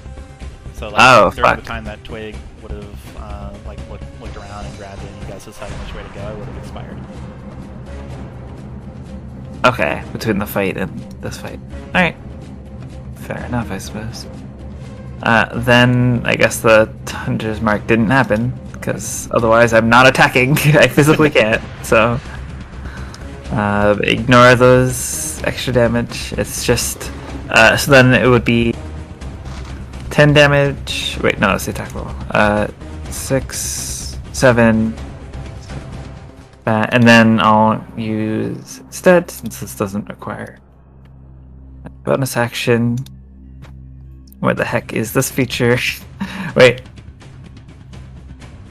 Whatever. Gathering Storm. Hiya! Let's do this twice for the crit. Ouch! Additional 7. And of course, Favored Foe. Oh my goodness. I love how Makayla just rolls so much dice. Yeah. Yeah, she do. Cool. Alright. So, Meg. big at that make. How much is that? Quite a bit. I did Great. 21. 13 plus 7, 20. Isn't that 24? Oh, 6 plus it might be, 7. but I just clicked apply damage on all of them, so we can be sure that the monster took the correct damage. Valid, yeah. And yeah, that's my turn. That's everything Makayla has. Okay. I have something to bring up. Yes. When you hit it, it is a massive, when you hit it, it's not as tough as it doesn't provide the resistance, It is about like the consistency of water. Every time you bonk into it, it splashes back at you. And Oh no. how many times did you hit it? Oh no. Twice. I only hit it twice. This is all just on-hit effects. Yeah, you take 9 acid damage as Wow. it splashes back on you, and then it just kind of like singes into your skin on your face and such. Acid. I have. Okay, we're good. I'll take that normally. Wait, actually, am I gaming into the infinite? Well, Are you? are you? Am I? I don't Makayla is know. a gamer. I'm gaming on the next level. Acid, you said, right? Acid. Acid. Okay. I just want to make sure.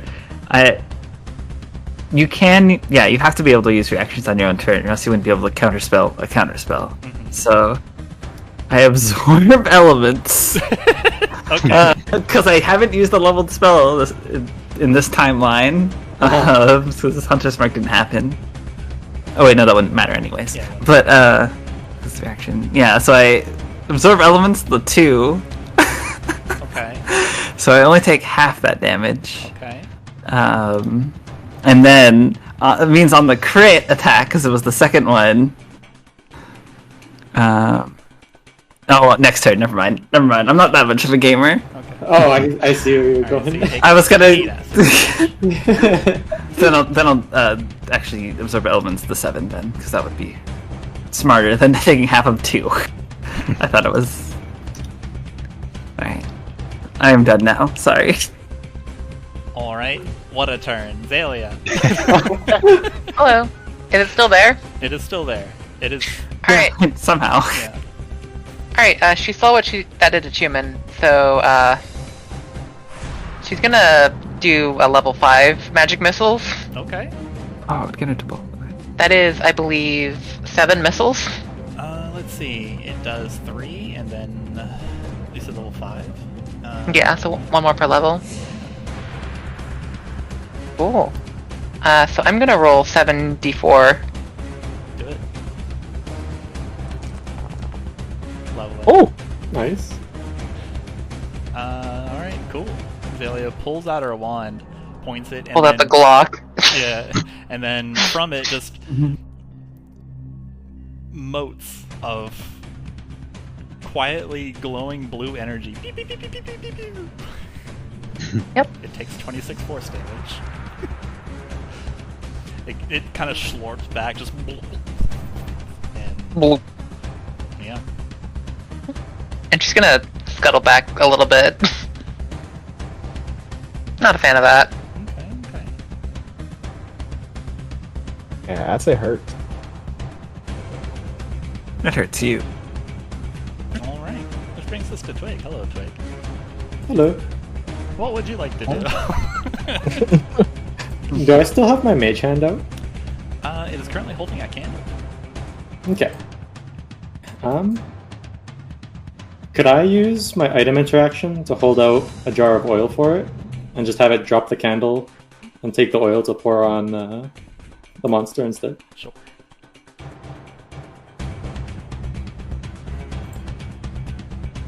Just finding the...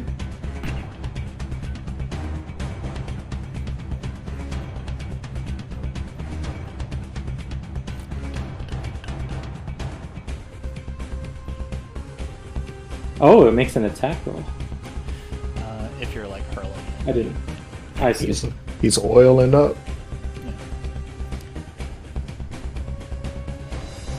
Oh, you can splash it for 5 feet or throw it.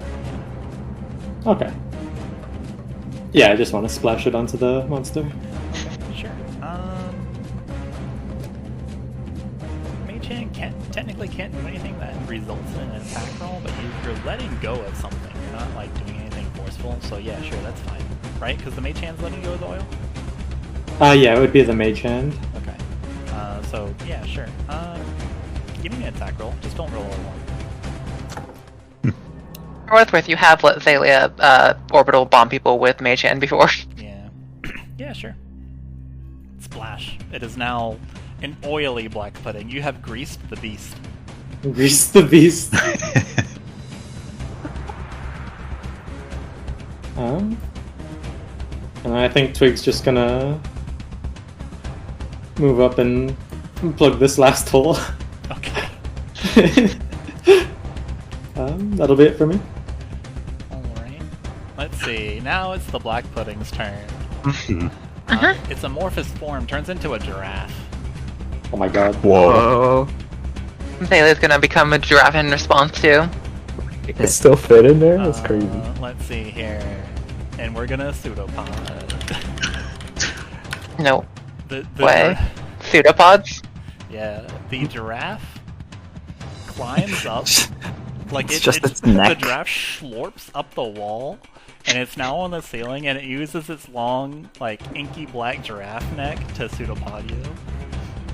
Who's you?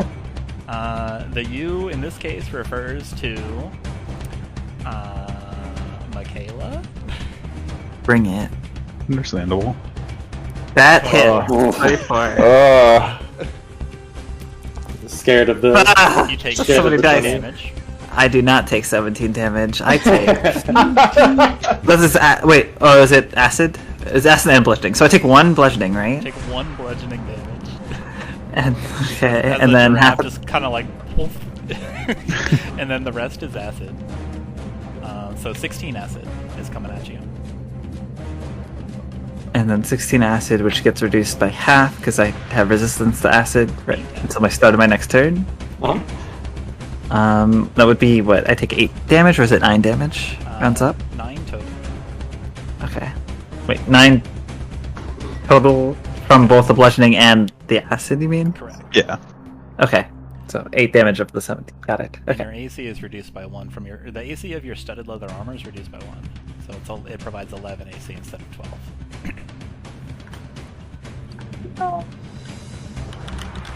Comes out to Pastiche. Oh, a 9. Alright, A 9 naturally misses. Okay. And then it's going to detach from the wall and fall on all of you and attempt to slurp. Oh no. Do not slurp. Non-schlorpy behavior. 4 acid to Makayla, 3 acid to Pastiche. Okay. Okay. So 2 acid to me. Go ahead. What's that owl doing?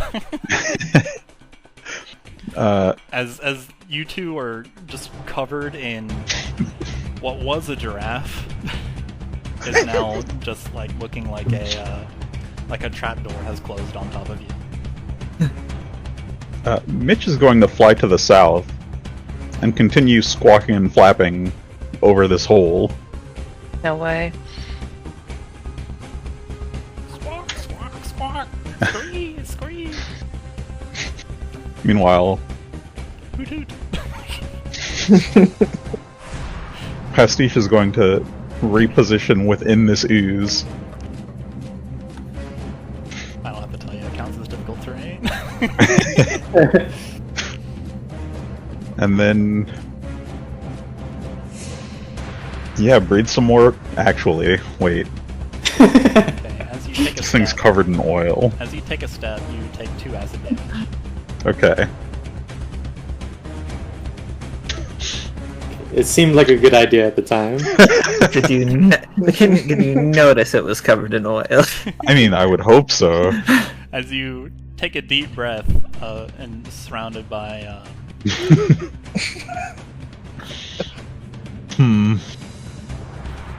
your eyes flare open as you realize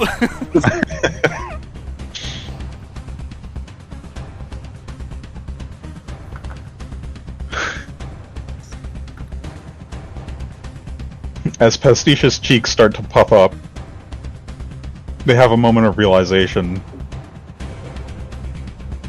And rather than continue the action, they stick a hand into the ooze and attempt to shock it. Okay.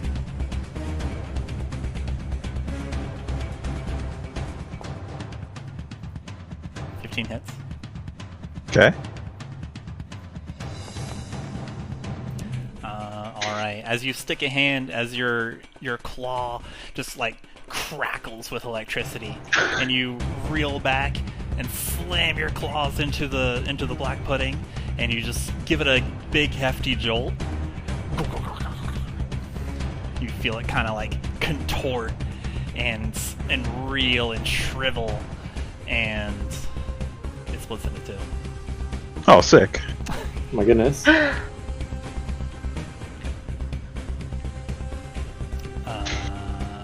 see here. It doesn't say where it goes. So... Splorch. The lightning damage is ineffective. Okay. You realize you have caused it to split apart and react to the shocking light damage. Whether this is useful to you, you're not quite sure. Uh-huh. But It's one size smaller. yeah, it is now a little smaller. It does like recede and like shrivel up a bit. Hmm. You accomplish something. Whether it's valuable to you, that's up. We'll see.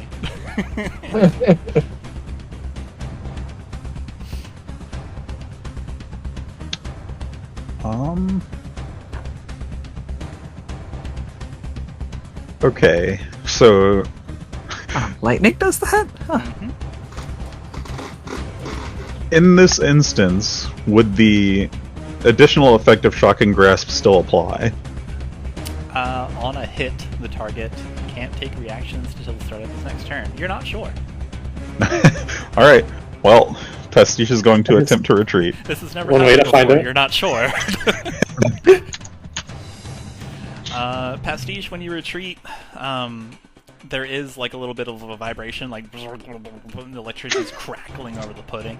You can see it wants to pseudopod you, but it doesn't appear to be able to. Great. Crisis averted. Uh-huh. At the top of the round, hello, Chuman. There are now more. Chuman's finally regained his breath, so you know, acid waking him up, and he pulls out his longbow and he's going to fire at the one that initially shriveled up. Okay. Go for it. Nice. Natural one, unfortunately. 15 minus 6, that's a 9, that hits. Alright, and...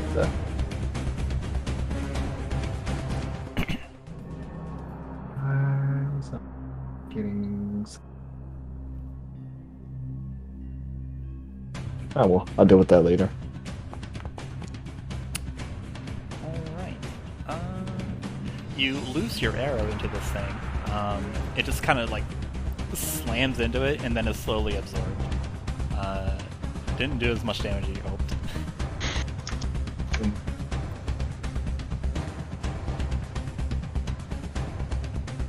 Yeah, I think that's it. Alright. Hello, Makayla. Hi. There are now two two black puddings on either side of you, separating you from your party. Mechanical question. Hello. Are either of these technically the same entity as the last larger black pudding? Philosophical question, if Yes. you will. Mainly because of favored foe. Okay. You do Whether or not feel it's still like, on. You feel an attunement towards the one to your east. Okay, cool. Alright, neat. Let I just want to see something specifically about Absorb Element. It has to be melee attack. Alright.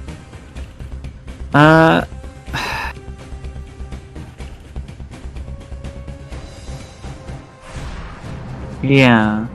I'm gonna... Oh, no. Wait. No, they can't make... Okay. Yeah, I'm gonna... Makayla, seeing that Pastiche was able to get away, seeing that they're kind of like still electrified, I guess, would kind of hop back a little bit and then use Magic Stone and chuck some stones. Cool. At this one. Do it. The one that I favored vote. Sorry. Jump back in the same motion. Yep, exactly. And I do it twice. Or, wait, is it even? Yeah. Both Actually, I think it's attack twice. Yeah. I don't know why. For some reason my brain was like, this doesn't work. So 7 damage, 9 damage, and then it's what? 1d6? It's done. That's dead. Alright. You wing some stones into it, the magical essence pierces it, and it shrivels up and kind of... It's now just a puddle. Alright. It's a puddle instead of a pudding. Cool. Alright. What else you got? I mean, that's kind of it. It's movement, action, bonus action, and turn. Xalia. Hello. It's a good thing Makayla got out of the way. Here. She's not directly hitting Twig. She's just, scorching this area. Okay. Score. It just happens to be near it. That's She's it. she's copying. She's angling away from Twig. She's copying Pastiche here in that it is coming out of her mouth. Okay. She's extending her head a little bit towards it to be like a little alien fucking extended perhaps. Radical. Blech. Let's see how dexterous it is. I'm sure it's very dexterous. -9. I'm sure it's so dexterous. It actually gave you dexterity. Uh-huh. So I also I gotta ask about that there oil.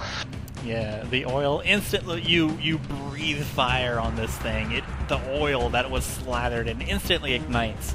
Whoosh, it goes up in flames, lighting up the pipes around you in this epic fire.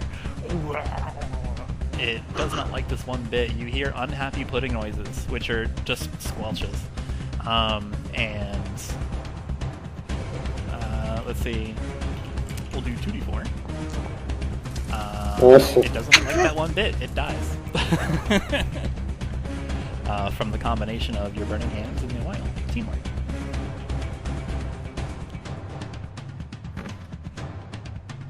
Right. Everyone was really cool in that fight. You all get a +1 boon. Nice. Nice. I put that +1 boon back into my AC. Nope. It stays on your d20s. We can all make a trip. Non-negotiable. We can all make a trip to the blacksmith together when we get out. Mhm. So,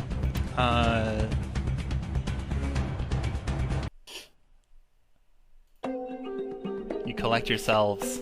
The fire kind of smoldering away. You have completely burned up the pudding that's shriveled up, and then the rest is just like a smoldering, like quietly burning trash fire on the ground next to Twig.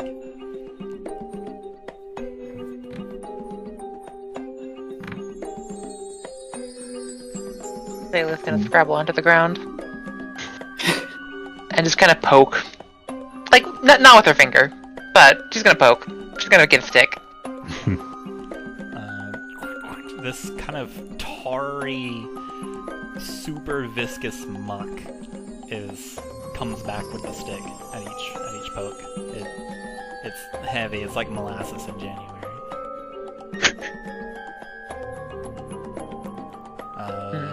It is still a little corrosive. After a while, it just burns off the end of the stick and falls back into the goop.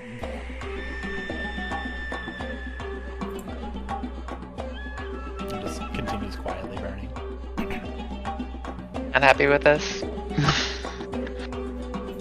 She's gonna mage hand the goop. Okay. Goop. There's now floating goop next to you. Floating corrosive goop. It's her goop now. This belongs to Xalia. Twig's gonna take a step away from the goop. Okay. Goop. Has there been anything like that monstrosity before? Twig shakes his head. I've never seen anything like it. I've never heard of anything like this being in Luxnox.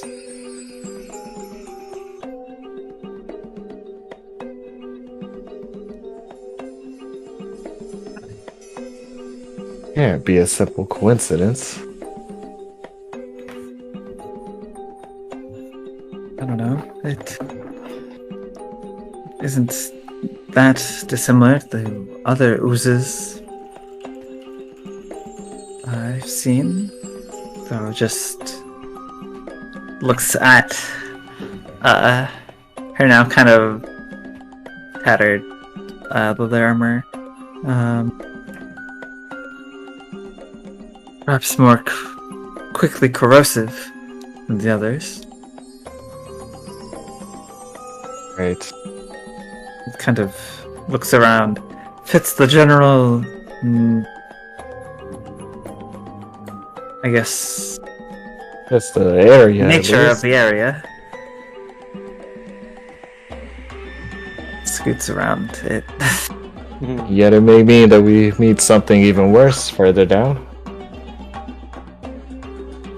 As this conversation is happening, Pastiche is going to cautiously approach the hole, whirlpool, The toilet. Both are accurate. toilet. All three are accurate. And just kind of lean in, get a good look at it. Okay. Perception or investigation. You'll get different things. Cool. Okay, investigation. Pastiche, you can ascertain. I mean, Pastiche is a smart person. You can ascertain that this goes down. It goes downward. It obviously is some kind of drainage mechanism. Like these lead tunnels, they, as you've previously ascertained, Luxnox needs this water. It's some kind of, like, the sewer system is not only a waste whisker awayer, it also is a purification kind of system.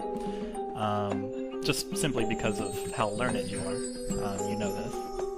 And, you know, you can figure out that this probably goes deeper into the system. And it is not a immediate drop-off. Like, it's not like a sheer, it just goes down. It actually is kind of like a ramp.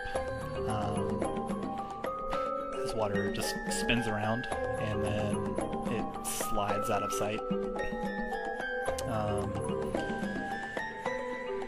I don't think you know how sewer systems work, specifically, like how they're laid out. Right. But, yeah, this leads somewhere.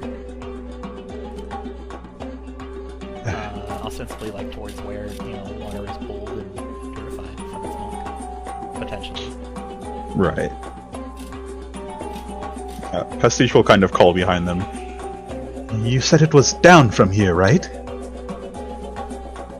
Right, 3 lefts and down. This seems to be it. Twig peers into the depths.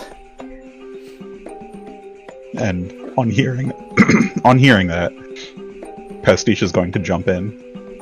Whoosh! Pastiche, wait! They're gone. Oh. Ah, Goodbye. should we go after them? Taylor's gonna jump in. No reason to going leave fishy him mode. alone. Oh my Taylor's God, going not fishy be- mode and jumping in. Oh, that's Basically, like it jumps from the ceiling and extends it out into an eel-like shape. I'd rather not. I'd rather not stay here for anything else to ambush us. Chuman jumps in with the. Alright. Twig just sort of looks at Makayla helplessly. Makayla looks disgusted at the prospect of going down this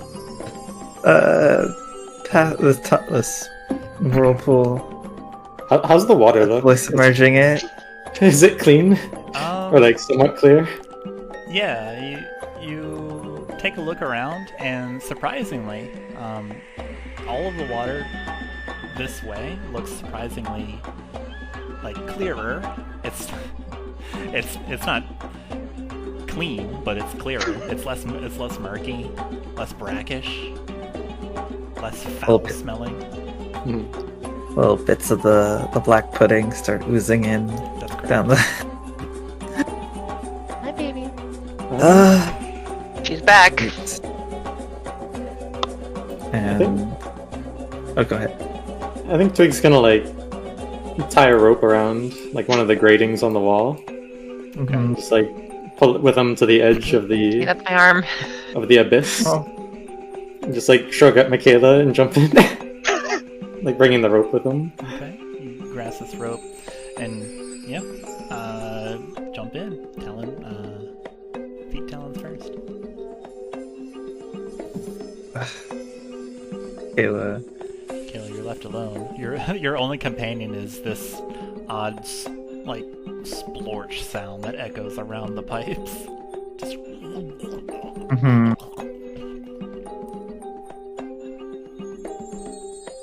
I guess Makayla would, wrap her head, like her headpiece around her face, just kind of try it tight as she can, and take a deep breath and just let herself be pulled down.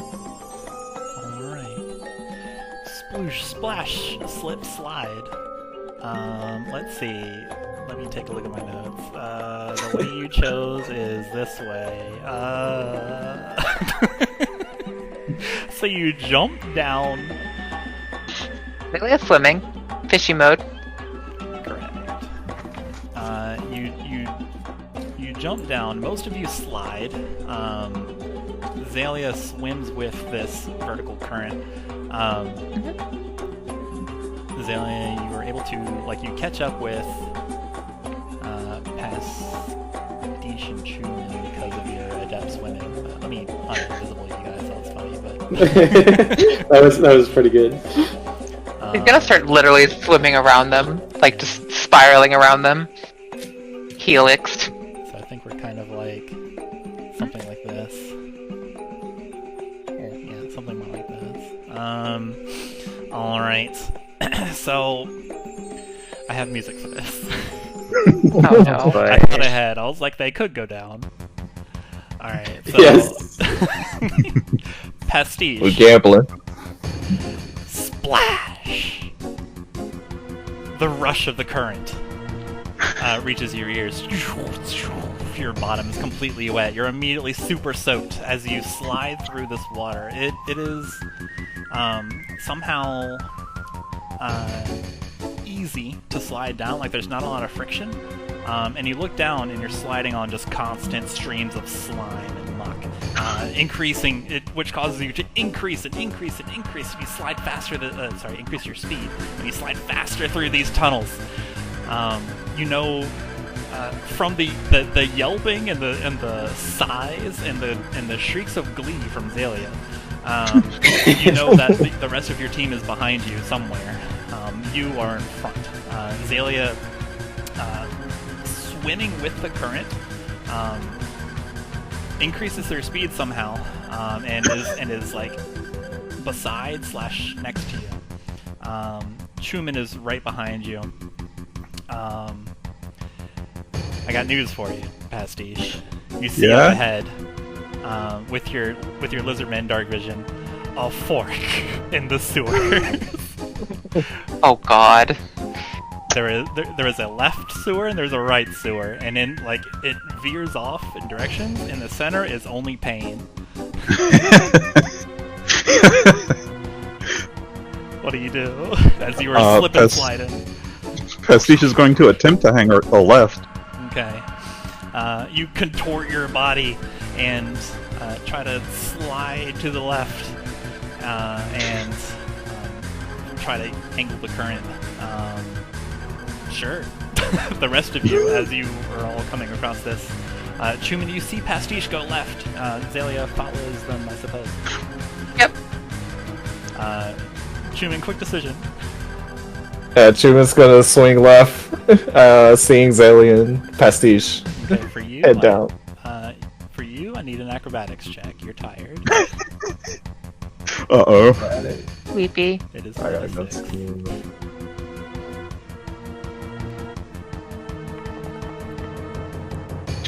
All right. A 4. Oh, You do manage to get over there. Like you manage to turn left, but you take some bludgeoning damage. You bounce bong off of the fork of the sewer. This the metal resounding and echoing of Chuman slamming into it. You take 5 bludgeoning damage. Twig and Makayla. You have a fork in the road ahead of you. What say you? As you're slipping, sliding, you're holding onto the rope. Would we have seen which way the others went?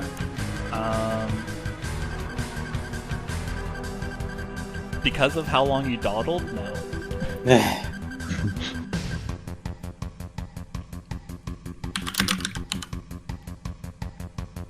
Quick decision. Right. Alright. Yeah, also right. Makayla has her eyes closed, so she just, eyes closed, just riding. She doesn't even know there is a fork there. Oh no. She's kind of like riding along the rope from Twig. And yeah, the rope's gonna go right, so Makayla's gonna go right with it. Alright, so you two go right. Just the rope in your hand, Twig, and as you pass this fork, becomes taut. You have reached 50 feet. Twig's gonna let the rope go. Okay. Boing! It springs out of your grasp, and you all are now going different ways. So, Pastiche, Xalia, and Chuman, as you're slipping down this, just it becomes more of a glass, and you are now in transparent pipes. You can see the water underneath Lux Nox going everywhere. You can see other pipes. You can see Twig and Makayla are over there. Zayla's gonna wave at them. Nice. Makayla still has her eyes closed. I mean, Chuma's bouncing back and forth. I don't know if you can see him. Can we see them too? Oh, actually, if the rope would end, and Makayla would notice there's no longer any more rope, she'd open her eyes, kind of panic, and then I guess you guys on the other side. Okay. And realize something terrible has happened. Twig, your pipe indeed also goes to glass and transparent. You can see below you it or as your pipe flattens out to a more level. You're still sliding very quickly. Flattens out to a more level. You are traveling more horizontally below you and far ahead of you, maybe about 50 feet ahead of you. You can see your 3 other companions, Pastiche and Chuman and Xalia. You all can look as you're looking around, taking in the wonder of undersea Lux Nox, where there's all these fish swimming around. And there's bits of, why is coral here? This seaweed. You look behind you and you can see Twig and Makayla, but there's no time for that. You can see ahead of you there's a fork. Unfortunately, this fork only goes up and down. Well, Twig, you have a similar fork. A similar fork, but not the same. You have a left and down. Taylor's gonna go down. Could I see the fork on the other side as well? Yeah, everything's transparent. You can see, like, you can do some like quick math and spatial reasoning, and actually, you know what? No, I gave the wrong thing to the group of three. You have a left and a right. Sorry. oh, okay. Twig, you have a down and a left. Well, We're able to see what the left and right goes to, or no? More pipes. Where you got Um, Pastiche? we see Twig and Makayla to our right, yeah? They are to your right and back a bit and up above you. Okay. Pastiche is gonna take the right path. Okay. Oh, shoot, missed. I imagine the three of you will take Pastiche's path. If you ever don't, just pipe up. Yeah, she was taking the same. I thought it was up or down, not left or right. I realized I gave the wrong pipe. It's left or right. Okay, then we're gonna go right, yeah. The pipe that you choose, Pastiche, you swivel around and manage to contort your body. You're going incredibly fast now. Chuman, I made an acrobatics check. Got these. Nice. Okay. Well done. Alright. -6. Yeah, you managed to get out of there. You do not like slam into the fork this time. You're able to contort your body and follow Pastiche and Xalia. Xalia, you are just. This is the easiest thing. Having you've ever fun. done. Yeah, you're having having fun. a lot of fun. Twig, what do you do? You've got a left or a right? Left and a down. Sorry, yeah, left and a down. If we're above the other party, I guess we should go down. Okay. I need an acrobatics check from both Makayla and Twig. Easy. Sorry, Makayla. Okay. 15. All right, Hey. sure. So Twig, you see that your left and your down are your only options. You see your party down there, lower than you, and you collide with the edge of the pipe, but you use your acrobatic nature to kind of like wall kick off of the sewer pipe to lessen your inertia and go up briefly, almost hitting your head on the sewer pipe, and then zoop, you tuck in your talons and you and Makayla go down. You That's fall a for version. some feet before you make contact with another slide. You're sliding through all the slime and not getting covered in gross. Pastiche, you are quickly maneuvered by this slide by another set of closed pipes. It is only darkness now. You can see through with just your dark vision. You can see up ahead another left and a right coming up.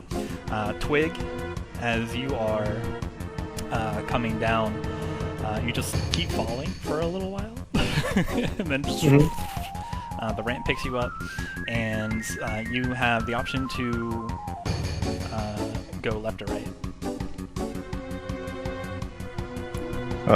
But Pastiche first. Yeah. I will say I don't think I have dark vision. I thought you do as a lizard man. No, because Zoaz is a Twilight cleric. Yeah, I do. I have dark vision. Okay. I want you to be able to see. So there's bioluminescence at each of these forks. Okay. As like what happened. Sorry, can I get the description of my options one more time? You have a left tunnel and a right tunnel.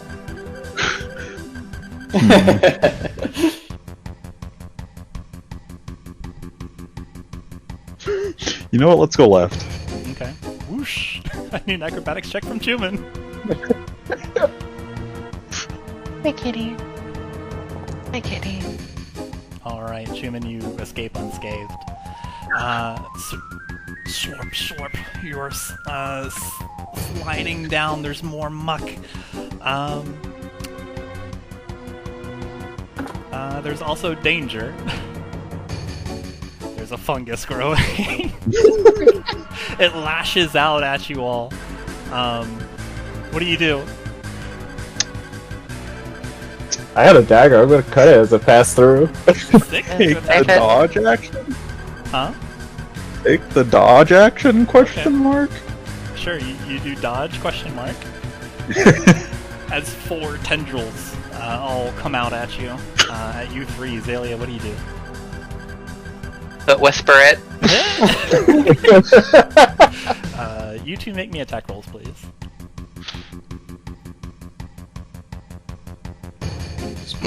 Whisper's so funny. Uh-huh. I love that whisper.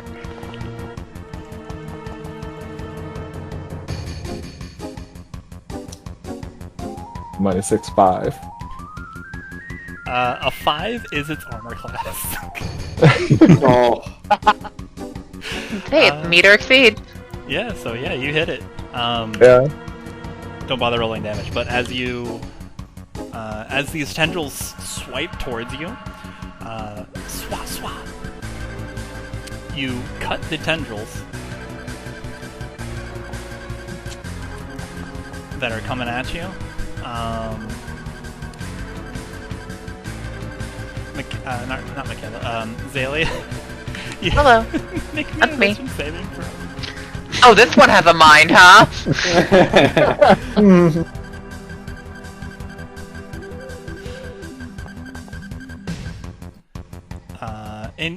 In your head, you hear the words, "It's alive! It's alive!"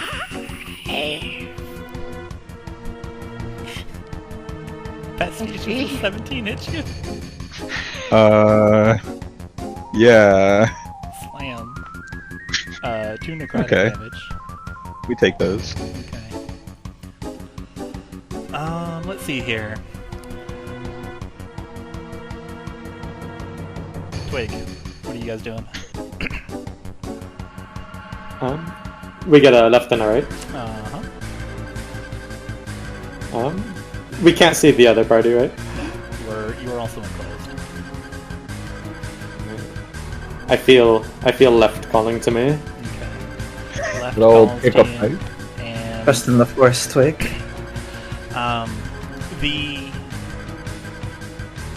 the left. You realize you're suddenly in danger. The left only has a right no. angle down. Oh, So roll acrobatics for me, please. As you turn left and contort your bodies, it immediately just you see a dead end, and then your only option is going downwards. Makayla as well. what was calling was the edge. The edge. Can't believe we're playing Mario. Yeah, I like tilt on my shield to last second, I guess. Yeah. Turn the right way. Tilt on your shield, and then kind of like arrange yourself where you just kind of bong collide with the Oh, maybe I don't Oh. actually. Oh, 4. bong. There's a ring in your head as the whiplash like collides your head against the side of the metal pipe. Boom, you take 3 bludgeoning damage. Oh. And you guys are now plummeting. Pastiche, however, your party defeats the violet fungus by getting away from it. Hey, I stabbed it. Yeah, it's dead. You get an experience point. Hell yeah. I have 2 now. The options presented to you are straight. You coast for a little bit. Alright. The arrow. Before I need you guys to hang on a second as we return to the other group. Twig and Makayla, bad news. As you are plummeting, and you see this next like section of pipe come, it looks like it's going to be a hard landing. It is perpendicular to your pipe. It looks like you have, as you're falling, it looks like you have like a this way and a that way, but you're going to collide with the floor of this pipe. What do you do?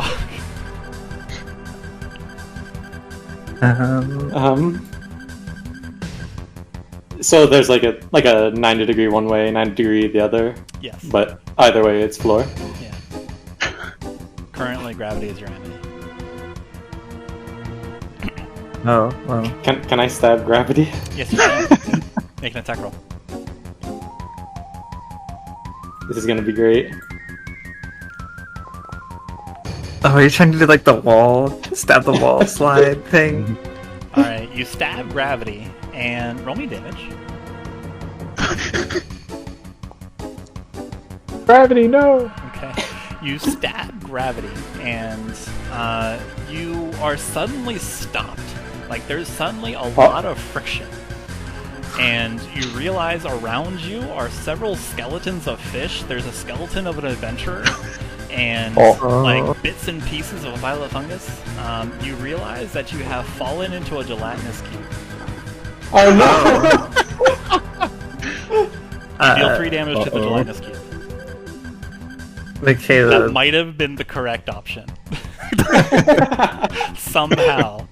Because it kind of like recoils and like screech, and like it doesn't screech, it like recoils, and like you can feel the acid that you are being contorted by kind of like shrivel away, and instead of engulfing you and trying to grapple you, you just both of you just pass through it, but you're slowed down to a suitable pace where you don't take 1,000,000 fall damage on the next thing. You do, however, each take. Oh, could I Withering Tide? I mean, if Twig like hit something with the blade, Makayla would. And also, just because we were about to fall straight, like we were just falling vertically. Okay. Makayla would have just Withering Tide, and kind of like let herself like stop. Yeah, you can do this. You stop. Twig keeps going. Alright. I mean, I guess seeing Twig go and seeing like the opening from the gelatinous cube would try and slip by it as well. Okay. And then like Yeah. let her and then hover once she's like gets closer to the ground and like slowly Okay. fall, I guess. Sure. Give me a acrobatics. Okay. So you are currently falling with style. Yeah. Okay. Twig, you take 12 acid damage. Makayla, you take 6 acid damage as like the opening of the gelatinous cube closes like on your head momentarily, but you're able to get past it quick enough. Okay. And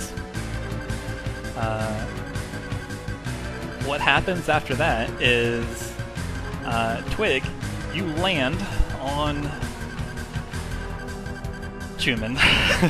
No!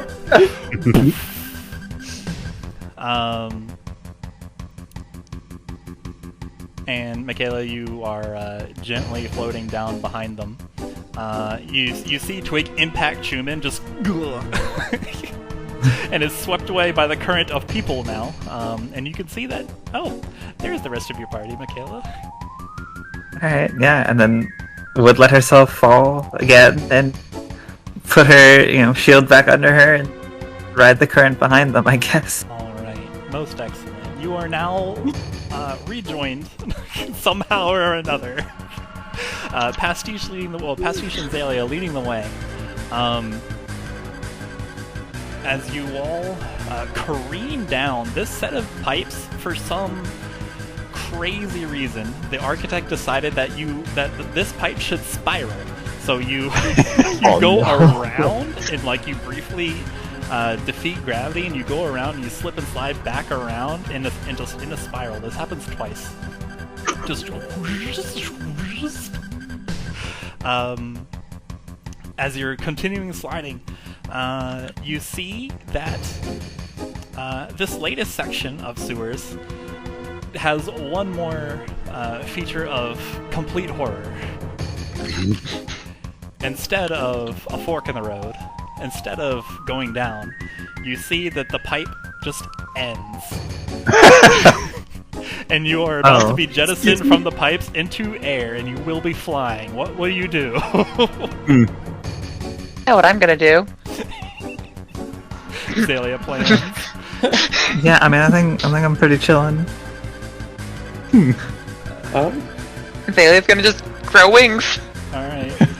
Xalia, you jettison out, and then you grow... will you describe your wings for me, please?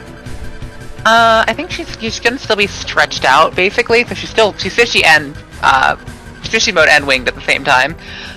So they're gonna be very they're matching fishy wings. So they're like big, scaly, eel like sea serpent-esque wings. Okay. Maybe some Yeah. Yeah, these serpent-esque fin sail. Yeah, wings. kind of in the ambiguous zone between fins and wings. Yeah, they kind of fold out from your back, and you are flying. Mm-hmm. The rest of the group, you probably have a second to realize what's going on. First question, is there anything like a hook or something that you can latch onto before you get to the opening? Well, there's 2 flying members of your party. Sure. There are 2 flying members of your party. You quickly look around, and as you are, well, I guess we'll say at this point you have fallen out, and you are flying through the careening is the correct word, through the air. Right. You quickly check out your trajectory, and you map it out in your head. You're going to fall down another pipe. After maybe impacting hard against the ledge, the water kind of you follow the water, and it's just an empty section because LOL, I guess. whoever designed this, whoever the architect was, thought they were cool. But you look around actually, and Chuman, you see that there is not only pipe, it's actually a large chamber room. And Xalia, you can see this now too. And Makayla, you're still doing Writhing Tide, is that correct? Yeah. Okay. Makayla, when you get out here, you can see this too. There are there's lots of wooden structures. There's wooden bridges crossing sewers. There's wooden building-looking things. There's a bed here, and lots of other sewer grates coming in, all pouring in from cardinal directions and going down into the central big hole. You can see maybe some. You can, in the split second as you're falling down, you can see a couple people. You can see a couple animals. It's not a whole lot, but you can there are things that you can throw a grappling hook to. Is the culmination of this.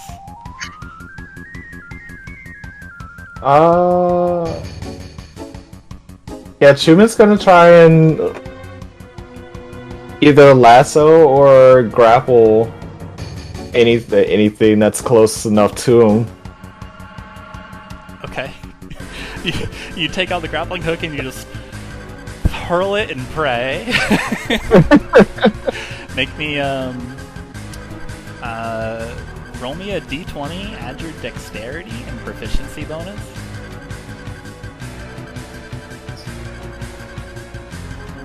+30 +2. Twig, what are you doing? And Pastiche, what are you doing?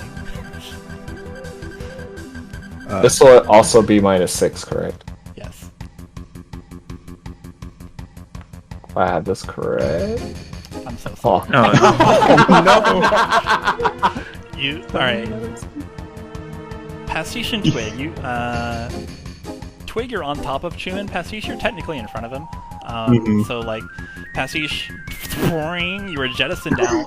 Twig and Chuman, you are also, you're jettisoned out. You're flying through the air. You you notice Chuman's like trying to get his lasso, trying to get his grappling hook and hurl it at something, but he fumbles it at the last moment. It gets kind of like wrapped up in itself.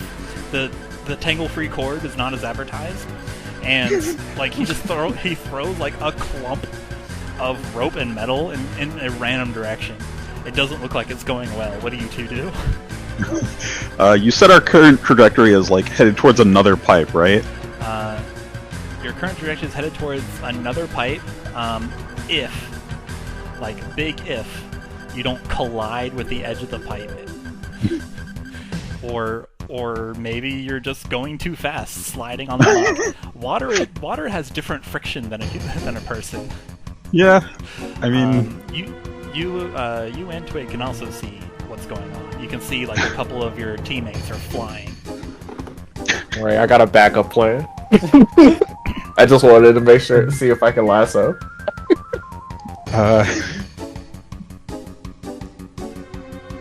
Make an intelligence check. Which one? Pastiche. oh, okay. A 22 is pretty good. You're about to collide with the rim of this huge pipe that goes down and effing die. Okay, sick. The speed that you're Instead going... of colliding with it. Yeah. You can also, like you two, also see all of the things that are around. Okay. Pastiche is going to quickly fly through a hole in space and time and land on top of the rim instead. Okay. Well done. Drawing. Shoop, shoop, shoop, shoop, shoop. Pastiche cleverly, like flies through an inky portal, and then almost as if like a splash of color hits the ground, and then it kind of like wiggles and forms and amorphoses back into Pastiche, kind of emanating from it, just like a set of paints. What? Twig is like on top of Chuman, or like right next to him, right? Yes. Alright. Twig is going to clutch to Chuman with all of his strength, like lock his hands together, like in a big bear hug.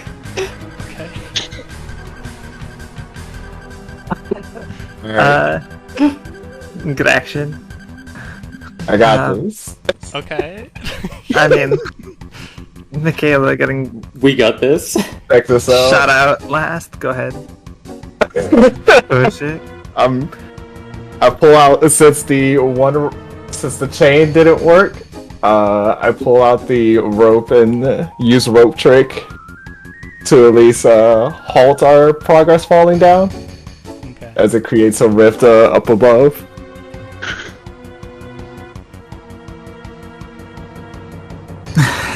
Okay.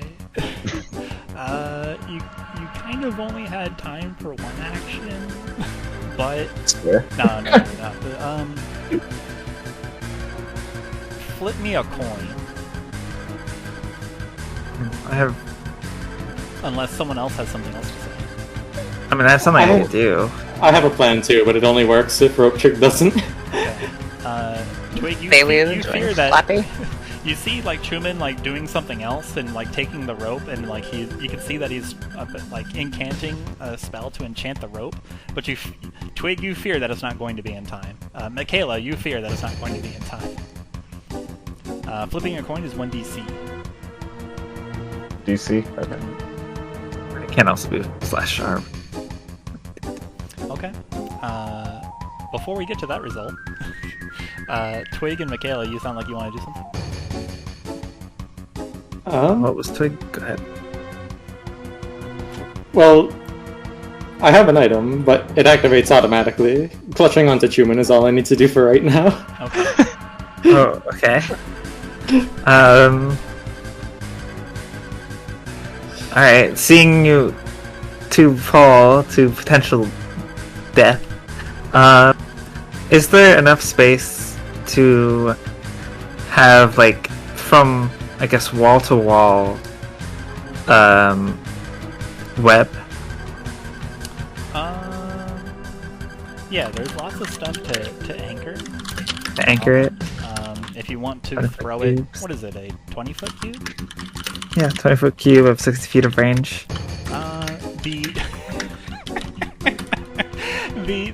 The main hole is You are is falling. indeed 20 feet by 20 feet. You could web that if you want, or you could try to Okay. anchor it somewhere else and web that. If we're already you were falling, okay, if we're already falling, then this would activate. Okay. Alright, yeah. Shing! Twig, as you clutch onto Chuman in a death grip, Chuman, Twig's like embrace wrapping around you actually like causes you to maybe do your incantation and rope trick a little bit slower, so it's looking even more precarious as you feverishly and just in a panic try to send this rope into another dimension so you can hang on it. Makayla, you start preparing web, and then there's a bright flash from Twig's satchel, and just shing, there's like a little feather emblem that glows in the air, and Chuman and Twig, instead of impacting into the side of the pipe that goes down into a completely different campaign, and plummeting to your doom, you gently float down, and you land 60%. You still land kind of hard and off balance because you're like doing this like joint weird parachute thing.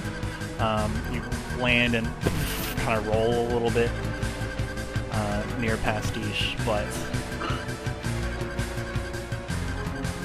all of you have avoided certain death. Xalia is enjoying Flappy Flappy. Mm-hmm.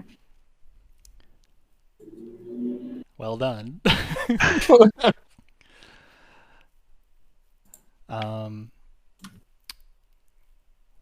Let's see. What would you like to do? As you look around, the room you're in looks like it is like lived in a certain manner. There are a couple like shacks made out of wood planks. There's bridges that are going over some sewer paths and channels. You can see the sewers just kind of going down into this middle hole. Pastiche, you yourself are right next to a ramp that goes up and into a large shack. There's a bed here, plenty of pipes, plenty of grates. There's a bit of foliage that's growing, more bioluminescent mushrooms. You can see far up like a sewer grate that shines down the lovely sunlight of above Luxnox down on you in certain places. Pastiche collects themselves, brushes themselves off, looks around at the party. You all followed me.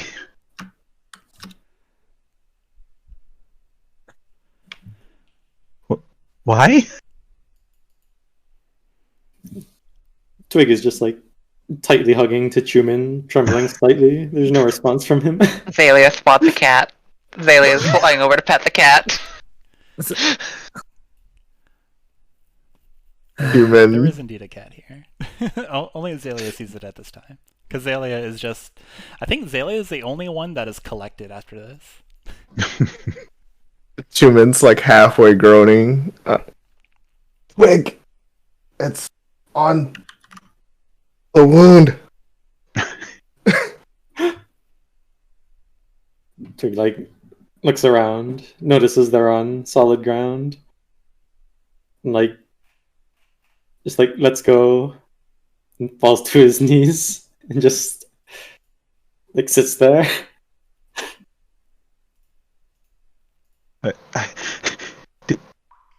Did any of you have an escape plan? Did you? You hear Raikel just kind of yell as she's like slowly descending. 10 Yes, feet in by 10 fact. feet. From That is why I went first. Well, I had a rope. And? What? It wasn't had long enough. We had backup plans. How are you going to let us know? Well, I have Mitch, and I have learned a few new transposition techniques. I could have made it back to you. Have you not realized how far we've traveled? have you? You underestimate me, my friend. You could have told us some of those new spells, perhaps, instead of just jumping in. But it I figured said self-preservation would have kept you all under control. But it's fine. We're all here. We're all unscathed.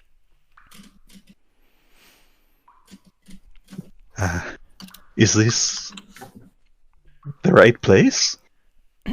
You can, on cue, you can hear some wood creaking, and you can hear kind of like a gruff, kind of like gravelly voice. Hang on, I think I heard something. And out comes like from like a little shack or something. Two people. You see a let's see. First, you see a haggard-looking gnome.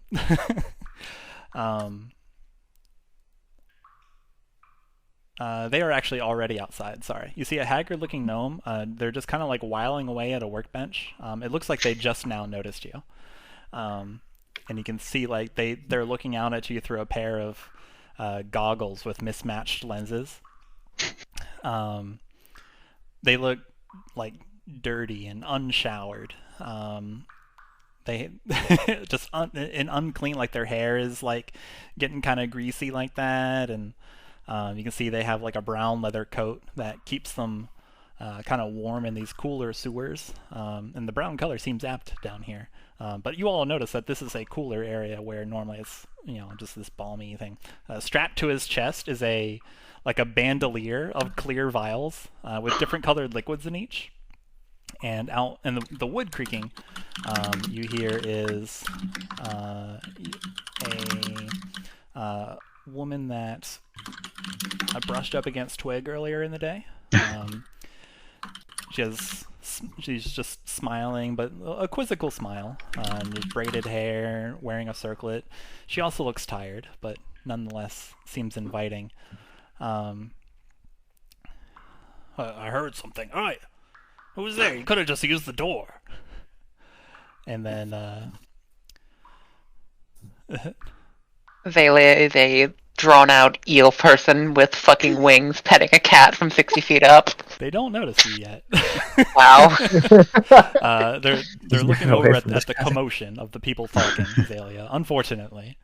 And they take a step and they come into view, and the woman, you know, taps the gnome on the shoulder and points at your Kenku companion, and Zom the gnome says, "Oh, Twig." And that's where we'll end tonight's session.